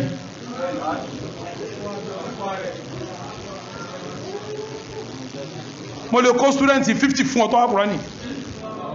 tí è parí secondary school kí wọ́n láyín tí è parí secondary school bí wọ́n bá sì ṣe ẹjọ́ bá ti dín bí ìwé náà wọ́n bá farabalẹ̀ wọ́n fìdí rẹ̀ jálẹ̀ láwọn ọmọ mi wọ́n jiná nùwé torí wọ́n lọ school mi lọ ṣe dìbẹ́tì káàkiri wọ́n gbẹ̀ ẹ̀yẹ wálé wọ́n gbowó wálé wọ́n gbẹ̀bùn wálé wọ́n jiná both Arabic and English gbogbo àwọn lábù mi dúró dédé wọn mọ̀ sáyẹ́nsì wọ́n sì ń sọ lọ́rọ̀ wọn alùkùránì wọn hadisi kílẹ̀ tó ń wá àwọn iléèwé lọ́dálẹ̀ ńgbà tí ò yí ọ jẹ́ ń bọ́ tọ́mọ rẹ kó níkan tí ó yẹjú jẹ́ ń bọ́ tọ́mọ rẹ kó níkan kó ṣe kí ni kó yẹjú ń bọ́ tọ́mọ rẹ kó níkan kó yẹjú ọ mọ̀ pé tí ń bá bọ́ tọ́mọ yọ yàtọ̀ láàrin àwọn yòókù tẹwàá fẹ́ lu ìmọ́lẹ̀ ọlọ́mbólẹ̀ yuriduna liyutfi'u bí afwahi wa yaba Allah illa an yutimma nura akọsínú abá àmàkà granzo akínimí o ẹsẹ̀ pẹ̀lẹ́ o ẹzọ́ ọba ma sahha sanaduhu wa khalafa al-rasma èyí tí wọ́n fẹ́ mú wáyìí nísìn afá yìí ti ká ma sahha sanaduhu wa khalafa al-rasma al-usmani sanadu ẹ̀ka nẹ́bí sẹ́gíní lọ́láfíà àmọ́ takọrọ́símù wọ́n sì ń ká ọyá ká àfá òun làbá kalẹ̀ kan ó ti ká mọ́ fún lọ́kàn ọkà kejì ìgbà tó ń mọ̀ ríwáyàtì káàkà tún kàkí ń sàlàyé ẹ̀ sẹ́rí gbólóhùn rọ́frọ́fin kìrá rọ́símùnù òun ni rọ́símù kí ni mo pé tọ́wọ́ látọ̀dọ̀ Uthman ibnu radiyallahu anhu àti gbólóhùn àbùkọ̀rí yìí kí ni mo pé wọ́n ti wá lọ́dọ̀ tánú tọ́ àfáwà ibnu Muhaysin àtẹ̀kejì ẹ̀ wọ́n wá kà mí kí làwọn wá kà kí lòun kà wọn ala rafa'ifin muttaki'ina ala rafa'ifin riwaya ń lọ kà nẹ́bì sanadu ẹ̀ sahihu al-isnad àmọ́rù kèé serú èyí tí Usmanu ṣe kíni a sì ń ṣe kíni a ń ka musulmi ń ka ọya kawa bá wa abqari yin isan àtúnlábà tó ka wa aba qariyyin hisan afami to kayun wa aba qariyyin hisan kò sínú mọ́sáàfù Usman àmọ́ sanadu ẹ̀ lọ́ọ́ kan nábì tó ní àlàáfíà náà ọ̀yá kàmí. ma sahha sanaduhu wa lam yashtahir. omi ń bẹ tí sanadu ẹ̀ kan nábì àmọ́ kò jẹ́ kò gbajúmọ̀ àwọn èèyàn mọ́ ọ wà ní Usman kò wà ní Usman owó tiẹ̀ mọ́ àmọ́ sanadu ẹ̀ lọ́ọ́ kan ọ̀yá ká laqad ja'akum rasulun min anfusikum ọ wà ká min anfusikum ọ kàdé ọ̀sọ́ olè ká méjèèjì alọ́ ọmọ riwaya kàyìn ní sọ́ọ̀ká ọmọ riwaya àti ogun riwaya lọ́wà ní ilẹ̀ bó ti wà لقد جاءكم رسول من أنفسكم عزيز عليه ọ̀yá kàkejì لقد جاءكم رسول من أنفسكم من أنفسكم أنفس كا لقد جاءكم رسول من أنفسكم عليه كلام لكم لقد جاءكم رسول من أنفسكم ẹlẹ́ẹ̀kejì لقد جاءكم رسول من أنفسكم sẹ́rẹ̀ ń tọ́ka أنفسكم Abu Amru lọ́ka àmọ́ sanadu ẹ̀ tó fi kàn nẹ́bí ó ní àlàáfíà wà lámú yẹ̀ṣẹ́ ìdí àwọn èèyàn ọmọ wọ́n sì ń ká ọgbàjúmọ̀ wọ́n sì ń ká ọyẹ̀ yáwá ka kẹrà àṣádà wọ́n yìí sábà ka ṣádà kí ni mo ní wọ́n sábà sí òun ni wọ́n ní àbó lórí ń sọ lẹ́ẹ̀kan pé ẹ má ka ṣádà wà láwùrọ̀ wá ùsábọ́à kọ́dà kó ṣe pé kan náà àwọn méje òun ló ṣe kíní lọ́gbà wà níkà wọ́n lè gbà wà máa ní ṣe kíní wà níkà ẹjá má kò yí ẹ̀wá kẹgbọ́ àwọn kẹrà mọ̀dúnrà náà wà ó sẹ́mọ̀ pé àdísì mọ̀dún wà sẹ́mọ̀ pé àdísì táńpẹ́ ládísì mọ̀dún ni àdísì jẹ́ púrọ̀ ẹ̀mà nẹ́bí dàrẹ́kìtì abẹ́ẹ̀kọ́ kẹrà jẹ́ púrọ̀ náà wà ó táńpẹ́ kẹrà mọ̀dún wà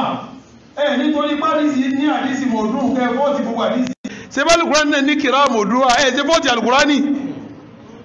láti ní méjèèjì nínú rìwáyà ọ̀kan náà ní ìgbà tẹ́ mọ̀ pé kẹrà ẹ̀wọ̀n tí ẹ̀ mọ́ náà ẹni bá ti lè mọ̀ wọ́n mọ́ ẹni bá ti lè mọ̀ pé kìrá àt kùránì ní kìrá mọ̀dún à torí ẹ̀fọ́tì àwọn èyí tó dá nínú ẹ̀ àtorí ẹ̀fọ́tì ẹ̀ àǹkà náà ni bẹ́ẹ̀rẹ̀ lámọ̀ pé àdísì náà ní àdísù mọ̀dún à ní torí ẹ̀fọ́tì èyí tó ní kí n yàtọ̀ ẹ̀dàkù kí n yàtọ̀ ọya ka kìrá àṣádà kìrá àtàgbín kìrá àṣádà ẹwà gbọ́ o lámú yẹsẹ̀ ha sanaduwa sanadu yọ lálàáfíà sanadu àdíjì èmì náà kò sí gíní lálàáfíà ẹ̀hẹ́n tàbá wọnú lọ́gá àràbíyà gan kò sẹ́rì fún náwó àbí kó tún takò èyí tí Usmanu sí gíní tọkọlẹ̀ àwọn ìkànnà sí ká àmáwọn ọ̀fà ògbà torí pé sanadu ẹ̀ ò ní tẹ́bá wòyí tí ń pé wọ́n gbà lẹ́ẹ̀kan yí pé sanadu ẹ̀ ní in tí ò jí wọn ó gbélé ní pé sanadu ẹ̀ gíní ọ̀kan náà ní kò sí yàtọ̀ ilẹ̀ ń dànkarú sí afáàkà kẹrẹ àṣájà kan ọgbọ́ bá ń lọ sí súrátù yóò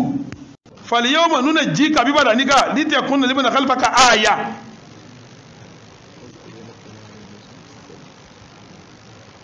فاليوم ننجيك ببدنك لتكون لمن خلفك آية ọwọ́ aka nuna jíka yẹn ní nuna híka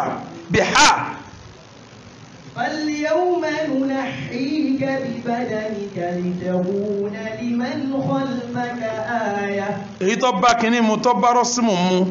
tó bá náà wù mu tí sanadu ẹ̀ lálàáfíà òun ni falyawma nunajjika àgbẹ̀ ọdìde bí bàdàníkà pẹ̀lú ara rẹ̀ ayọ̀ jáde ayọ̀ kónú omi fìrìónà pẹ̀lú omi pẹ̀lú ara rẹ̀ litakuna liman khalfaka àyà torí kó lè jámi fáwọn tí ń bọ̀ ní níjọ tẹ̀rì sómi àfọ̀ ọyọ́nú omi wọn rí pòun rèé tọ́ falyawma nunahhika àti ọ̀sán èyí ò ní lóga rẹ̀ gan ọ̀bá lóga mú sánàdù rẹ̀ ní àlàáfíà wọn ọ̀kọ́ sínú rọ́sùmù irú bẹ́ẹ̀ kíra àkílà ń perú ẹ̀ ẹ dákun a ní àdìsù ṣáṣù àbá ní yíyàtọ̀ dákun ọya kakẹ̀rá mọ̀dúwà sẹ́mọ̀pá ní àdìsù mọ̀dún àdìsù tí wọ́n purọ́ mọ́ èyí yẹn purọ́ mọ́lọ̀ náà wà ní òkúrẹ́ àwọn òkúrọ́ ń ṣiṣẹ́ tí wọ́n lọ ní àwọn ọ̀rẹ́ nìkan ṣẹ́ ìkọ̀ṣẹ́ ni wọ́n ò lè purọ́ mọ́ bí wọ́n ti purọ́ àdìsù náà wọ́n purọ́ kìrá náà àtàdìsì a sì ti mọ̀ pé mọ̀dún ni a lò àbẹ́ẹ̀kọ́ bàbá ti rí kìrá mọ̀dúwà náà ní ṣe kíni kí yàtọ̀ ẹ sì máa sọ pé ńgbà náà nínú àdìsì mọ̀dún wà ń bẹ nínú Kùránì kìrá mọ̀dún wà àtorí pé a ní kìrá mọ̀dún ká sọ pé ìtọ́lọ́láfíà ní ṣe kíni àníkà nílò máa ń ká náà ni ìwòsàn lò ní kálù Kùránì jẹ́ kí ló dé kó ní kìrá mọ̀dún wà nígbàtọ̀ Ọlọ́run nígbà díìsì jẹ́ kí ló dé ọládìsì mọ̀dún wà wọ́n ń kúrò àdìsì àwọn tí ń kúrò kìrá yìí náà nǹkan ọwọ́ sálù Kùránì lè rẹ̀ nù kálù Kùránì lè rẹ̀ dànù káfí mọ̀ pé kẹfì ìdí sangili ti ní ọ́ bẹ́ẹ̀ àbí ẹni bá ṣe bẹ́ẹ̀ kọ́ kálù Kùránì lè dànù káfí mọ̀ pé kẹfì ìdí ni ọyá ká kìrá mọ̀dún wà. هي القراءة التي نسبت إلى قائلها من غير أصل أو سند مثال kìrá mọ̀dún wà ẹni tó kánà dàmà pọ́kà àrí sánàdù fún àrí nǹkankan fún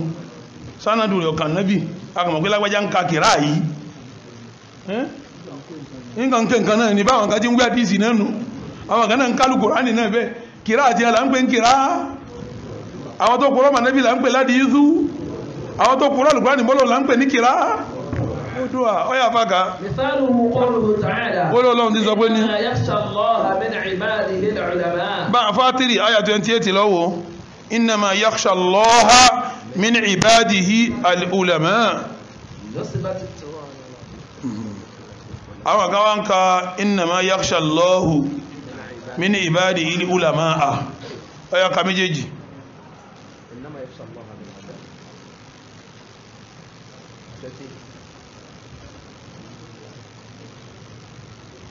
إنما يخشى الله من عباده العلماء إنما يخشى الله àwọn tí bẹ̀rù Ọlọ́run min ibadihi nínú àwọn ẹrú rẹ̀ al-ulama àwọn àfáà ní bẹ̀rù Ọlọ́run àwọn tó wá ka kìrá àtàrà wọn jẹ́ kàtọ̀dọ̀ ara wọn bí wọ́n ti ń kúrò àdísì bá nẹ́bí náà wọ́n kúrò kìrá mọ́ Ọlọ́run ọba àlekè Ọlọ́run ní tọ́lọ́run wí kọ́hun wọ́n ní tọ́lọ́run wí ni pé innama yakhsha Allahu min ibadihi al-ulama àwọn tọ́lọ́run bẹ̀rù inú ẹrú ẹ̀ làwọn àfáà ó bẹ̀rù àwọn àfáà púpọ̀ èyí ò là ń pè ní qira'atun mawdu'a gẹ́gẹ́ bá ti rí hadithun a ní torí pé wọ́n ka qira'a mawdu'a àwọn parọ́ mọ́lọ́run ká ní al-Qur'ani ọ̀làlàfíà mọ́ a lè torí pé wọ́n sọ hadithu mawdu'un tí wọ́n kúrọ́ mà nábì ká wá ládìísì yókù náà ní a yanjú ẹ̀ náà ní bá ti yanjú ti al-Qur'ani yìí ẹ wo in tí wọ́n fi wo yín má dìísì in tí wọ́n fi wo yín má dìísì wọ́n fẹ́ kọ́kọ́ wó àdìísì kí wọ́n tó wó in padà bọ̀ àbí ọ̀rọ̀ àdìísì náà o súnà náà wà yìí ni bó ti jẹ́ wà yìí mọ́ wá sàlàyé o torí súnà ìsáwàdà kí mo ní kése àbẹ́yẹ o mọ́ súnà kan mọ́ tí ń ṣe láyé ọya ka al-qira'atul mudirija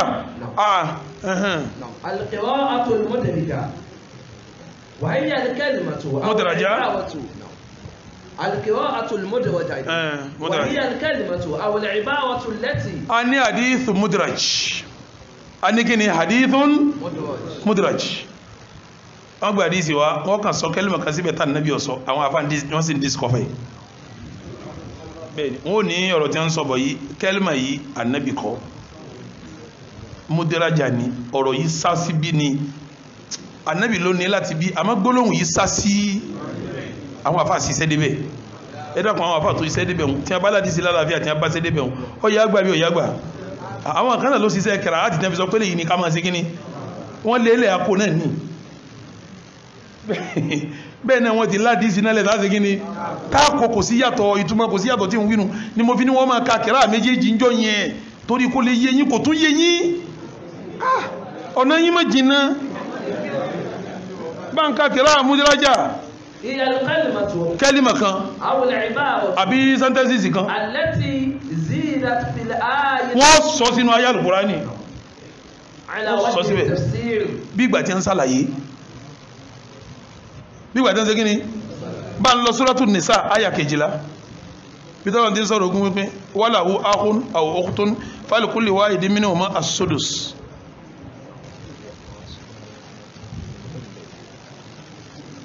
ولكم نصف ما ترك أزواجكم إن لم يكن لهن ولد bá ní ma tó a tún bọ́ síbi ọ̀rọ̀ ogún a tún máa rán yóò lọ rárá o. فلهم الربع مما ترك من بعد وصية يوصين بها أو دين ولهن الربع مما تركتم إن لم يكن لكم ولد فإن كان لكم ولد فلهن الثمن مما تركتم من بعد وصية توصون بها أو دين وإن كان رجل يورث كلالة أو امرأة وله أخ بما بك يقولون وله أخ أو أخت فلكل واحد منهما السدس أفا وأكبر سعيد ابن أبي وقاص صحابي النبي kí mo gbé òun ní ṣàlàyé àwọn àyà yìí fáwọn èèyàn lọ́ba fi nǹkan kún àwọn àfáà ṣiṣẹ́ tí wọ́n padà mọ̀ pé ìgbà tí ń ṣàlàyé ló fi eléyìí kún kìí sáré aláyà tí ń sọ̀kalẹ̀ pọ̀ nígbà tó wọ́n kà ó ní walahu akhun aw ukhtun min ummin ọ̀yá kàkí ń gbọ́. walahu akhun aw ukhtun min ọlọ́run ní walahu akhun ẹni táwọn wí yìí ní ọmọ ìyá aw ukhtun àbí ọmọ ìyá lọ́bìnrin ọmọ ìyá lọ́kùnrin tàbí ọmọ ìyá ní ìgbà tí àfa wa àgbà Sa'du ibn Abi Waqqas tí ó ṣe tafsiri ẹ̀ fáwọn èèyàn pé ń tọ́lọ̀ ń wí ń bẹ̀ kó lè yé yín òun wá ní walahu akhun ó ní ọmọ ìyá lọ́kùnrin aw ukhtun àbọ̀mọ ìyá lóbìnrin min ummin tí ìyá kan náà jọ bí wọn torí tí ẹ̀rọ ìwádìí bá lọ́mọ ìyá ní ti ń pẹ́ bẹ́ẹ̀ ni gbogbo ẹni tí wọ́n bí papọ̀ ó lè jẹ́ pé bàbá kan náà ló bí yín kọ́ ọmọ pè yín lọ́mọ ìyá àmọ́ Sa'du ibn Abi Waqqas fẹ́ kó yé pé ọmọ ìyá tí wọ́n ń sọ ń bẹ̀ wọn èyí tí ìyá kan náà jọ ṣe kí ni ló fi ní walahu ukhtun min ummin sẹ́ẹ̀rí gbólóhùn min ummin tó wà ń bẹ̀ yẹn ọ̀sàwọlé ni àwọn àfọ̀nkìrá àṣìṣẹ́ débẹ̀ wọ́n mọ̀ pé gbólóhùn yìí ṣe kí ni kọ̀ọ̀bùkẹ́ ṣe ń tọ́lọ̀ ń sọ́tà nẹ́bí fáwọn rí bẹ́ẹ̀ làwọn àfa àṣìṣẹ́ àdíìsì náà wọ́n mọ gbólóhùn tó sáwọlé nọ́ọ̀rọ̀ ànẹ́bí tà nẹ́bí ọ̀sọ́ in tó mú wa gba kìrá Kùránì kíláàsì fàdíìsì náà in tó bá mú wa gba kìrá mùtàwátírà àdíìsì mùtàwátírì kíláàsì in tó bá mú wa gba kìrá mashhura àdíìsì mashhuru ńkọ́ in tó bá mú wa gba àdíìsì kìrá àdíìsì àhádí ńkọ́ ẹ̀yìn wọ́n ti rí náà nù torí rìwàyàtì náà ní àbí kí wọ́n gbé bá wá rìwàyàtì náà ní naam tọ́ wọ́dá yìí ń dó bẹ́ẹ̀ àsìkò ti lọ pẹ̀lú ògo Ọlọ́run àti iṣẹ́ òsìkò tọ́rọ ìjẹ́ parí àwọn sẹ́ni lérí kìrá iṣẹ́ wà lẹ́gbẹ̀ẹ́ èyí tí wọ́n fẹ́ sọ nísìn silsilatu sanad fi riwayat muttasilatun bin nabiyyi sallallahu alayhi wa sallam bí wọ́n ti ń gbà wá tó fi kàn nábì ẹwọ òun ni ẹgbẹ́ kìíní sí ọba mi ọba alikiola Allah subhanahu Jibrilu rẹ̀ alayhi salam annabi rẹ̀ ẹwọ eléyìí gbà lọ́dọ̀ eléyìí eléyìí gbà lọ́dọ̀ eléyìí eléyìí gbà lọ́dọ̀ eléyìí eléyìí gbà ọwá ń gbà báyìí ó fi wá débí láti ẹwọ eléyìí wọ 30 kíní 32 tẹ́léyìí ń gbà lọ́dọ̀ eléyìí tẹ́léyìí ń gbà lọ́dọ̀ ó fi wá wọ 32 síbẹ̀bẹ̀ ọlálàáfíà torí rìjálù ẹ̀ sánàdù ẹ̀ ní àlàáfíà ó lálàáfíà àdíìsì mi ọ̀wọ́ 32 tí wọ́n gbà wá abẹ́ẹ̀kọ́ ni àdíìsì mi ọ̀wọ́ 32 tí wọ́n gbà wá ẹ̀sìn pàdé ìsì ọlálàáfíà kọ́ lálàáfíà kí ló jẹ́ ọlálàáfíà rìwáyá ti gbogbo ẹ̀ in tó bá mírù àwọn rìwáyá ti lálàáfíà rìwáyá ti àdíìsì náà gbọ́dọ̀ sí kí ni ìta bá fi rí àwọn ìsàkúsà nínú kìrá a máa rí ìsàkúsà nínú kí wọ́n wà láì tó bá lálàáfíà nú Al-Qur'ani á sí kí ni nínú kìláàtì á ṣe kíni èyí tó bá lálàáfíà nínú àdìsí kí láṣẹ àbà ẹgbẹ́ ní méjèèjì nínú rìwáyàtì ọ̀dà ẹjẹ́ sáré ka rìwáyà kan fún yín ẹ ṣe sùúrù bí má ti ka rìwáyà yìí tán yín wà do rìwáyà méjì ní sáré ka ọ̀yà bá ń ka rìwáyà eléyìí bá ń ka ṣe é mọ̀ pé Hafs nínú àwọn ìmáàmù nínú àwọn kọ̀ọ̀rọ̀ àlọ́wà ṣé kọ̀ọ̀rọ̀ ni àbí rọ́wí ni ṣé rọ́wí ni àbí kọ́ríwù Hafs Asimu làfà rẹ̀ ẹ máa gbọ́ tiẹ̀ báyìí ẹ máa gbọ́ ti Hafs ṣe ń pẹ́ Hafs à ń ka rìwáyà Hafs àni Asim abẹ́kọ́ ọ̀yà ẹ máa gbọ́ bó ti gbà tó fi kà nábì yín dàkọ̀ àwọn tó fi wà lọ kata ní anabi sallallahu ta'ala alayhi wa sallam ọ̀yà sáré káfa ẹ máa gbọ́. sanadu riwaya ti mami Hafs. bí imam Hafs ti gba riwaya rẹ̀ wálé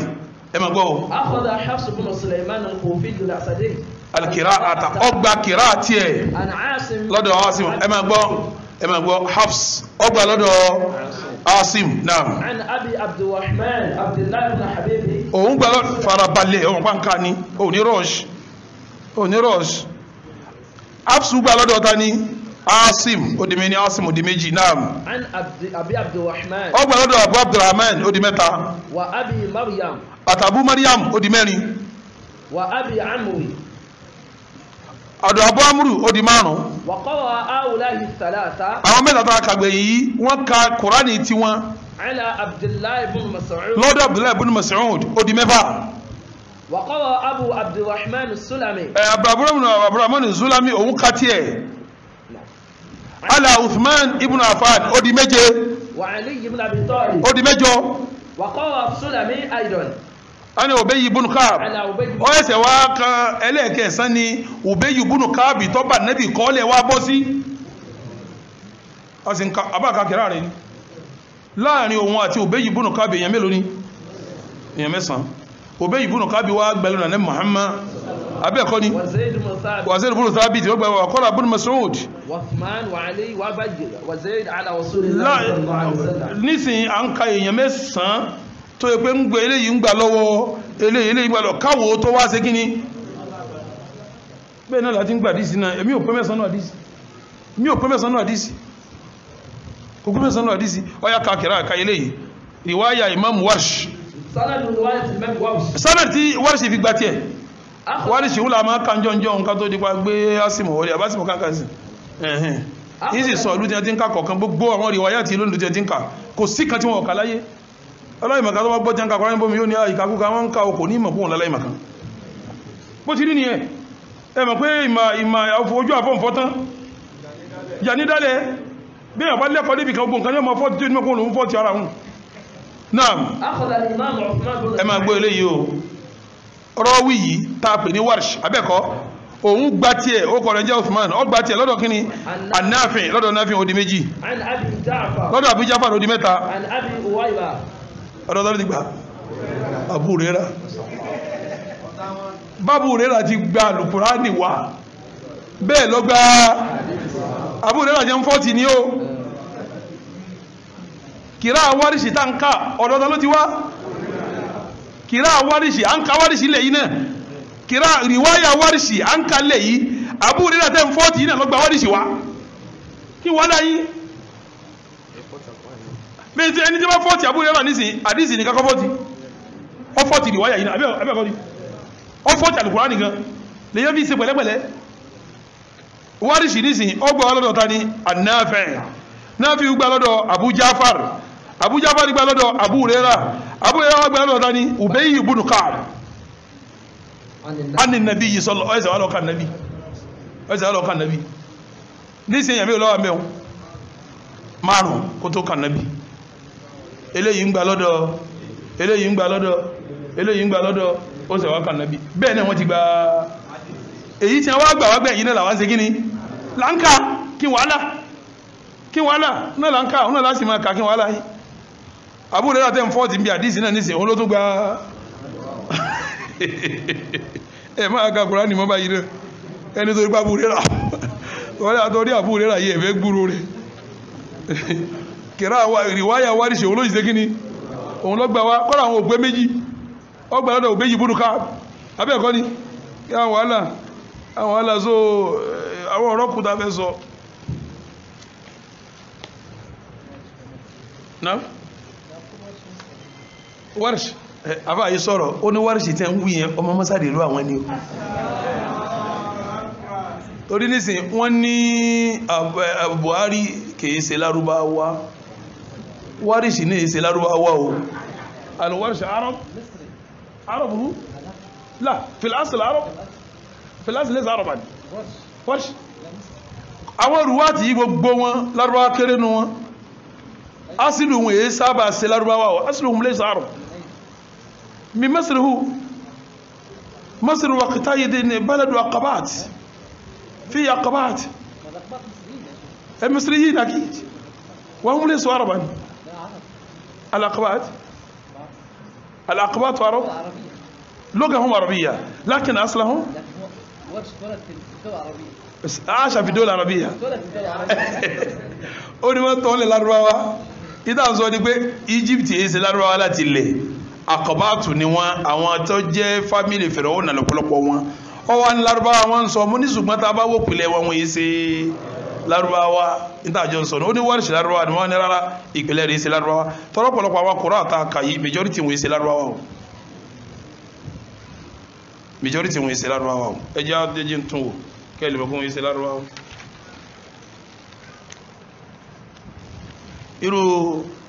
irú kìíní nísìn Imam Nafi' Madani ara Madina ni Ibn Kathir Makki Abu Amri ara Basra ni kìí ṣe lárúbáwá Basra Iraki lọ́wọ́ irú Ibn Amir Shami ni ara Shamu ni irú Asimu yìí nísìn Al-Kufi ni ara Kufa ni irú Hamza Kufi lòun náà ara Kufa ni Kisayi Kufi lòun náà ara Kufa ni Yakubu Hadrami òun lè ṣe lárúbáwá Al-Bazzar àtàwọn yòókù náà wọ́n yìí sábà ṣe lárúbáwá àwọn lárúbáwá tó wà nù wọn ò tó àwọn tí ò yìí ṣe sáwá torí ẹ̀ká mọ́ gbàdì wáyà wọn bí Bukhari náà bá wá jẹ́ lárúbáwá sáà nígbàdìsí rẹ̀ ni in tó mú wa gbàdì wáyà àti àwọn tí èsè lárúbáwá náà á gbàdì wáyà àti àdìsí àwọn tí èsè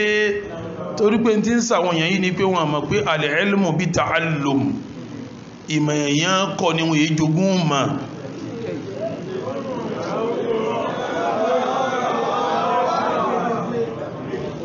gbogbo àwọn tá a wí yìí wọ́n kọ́ mímọ̀ ni wọ́n fi di péyàn bá kọ́ kò lè ṣe kí ni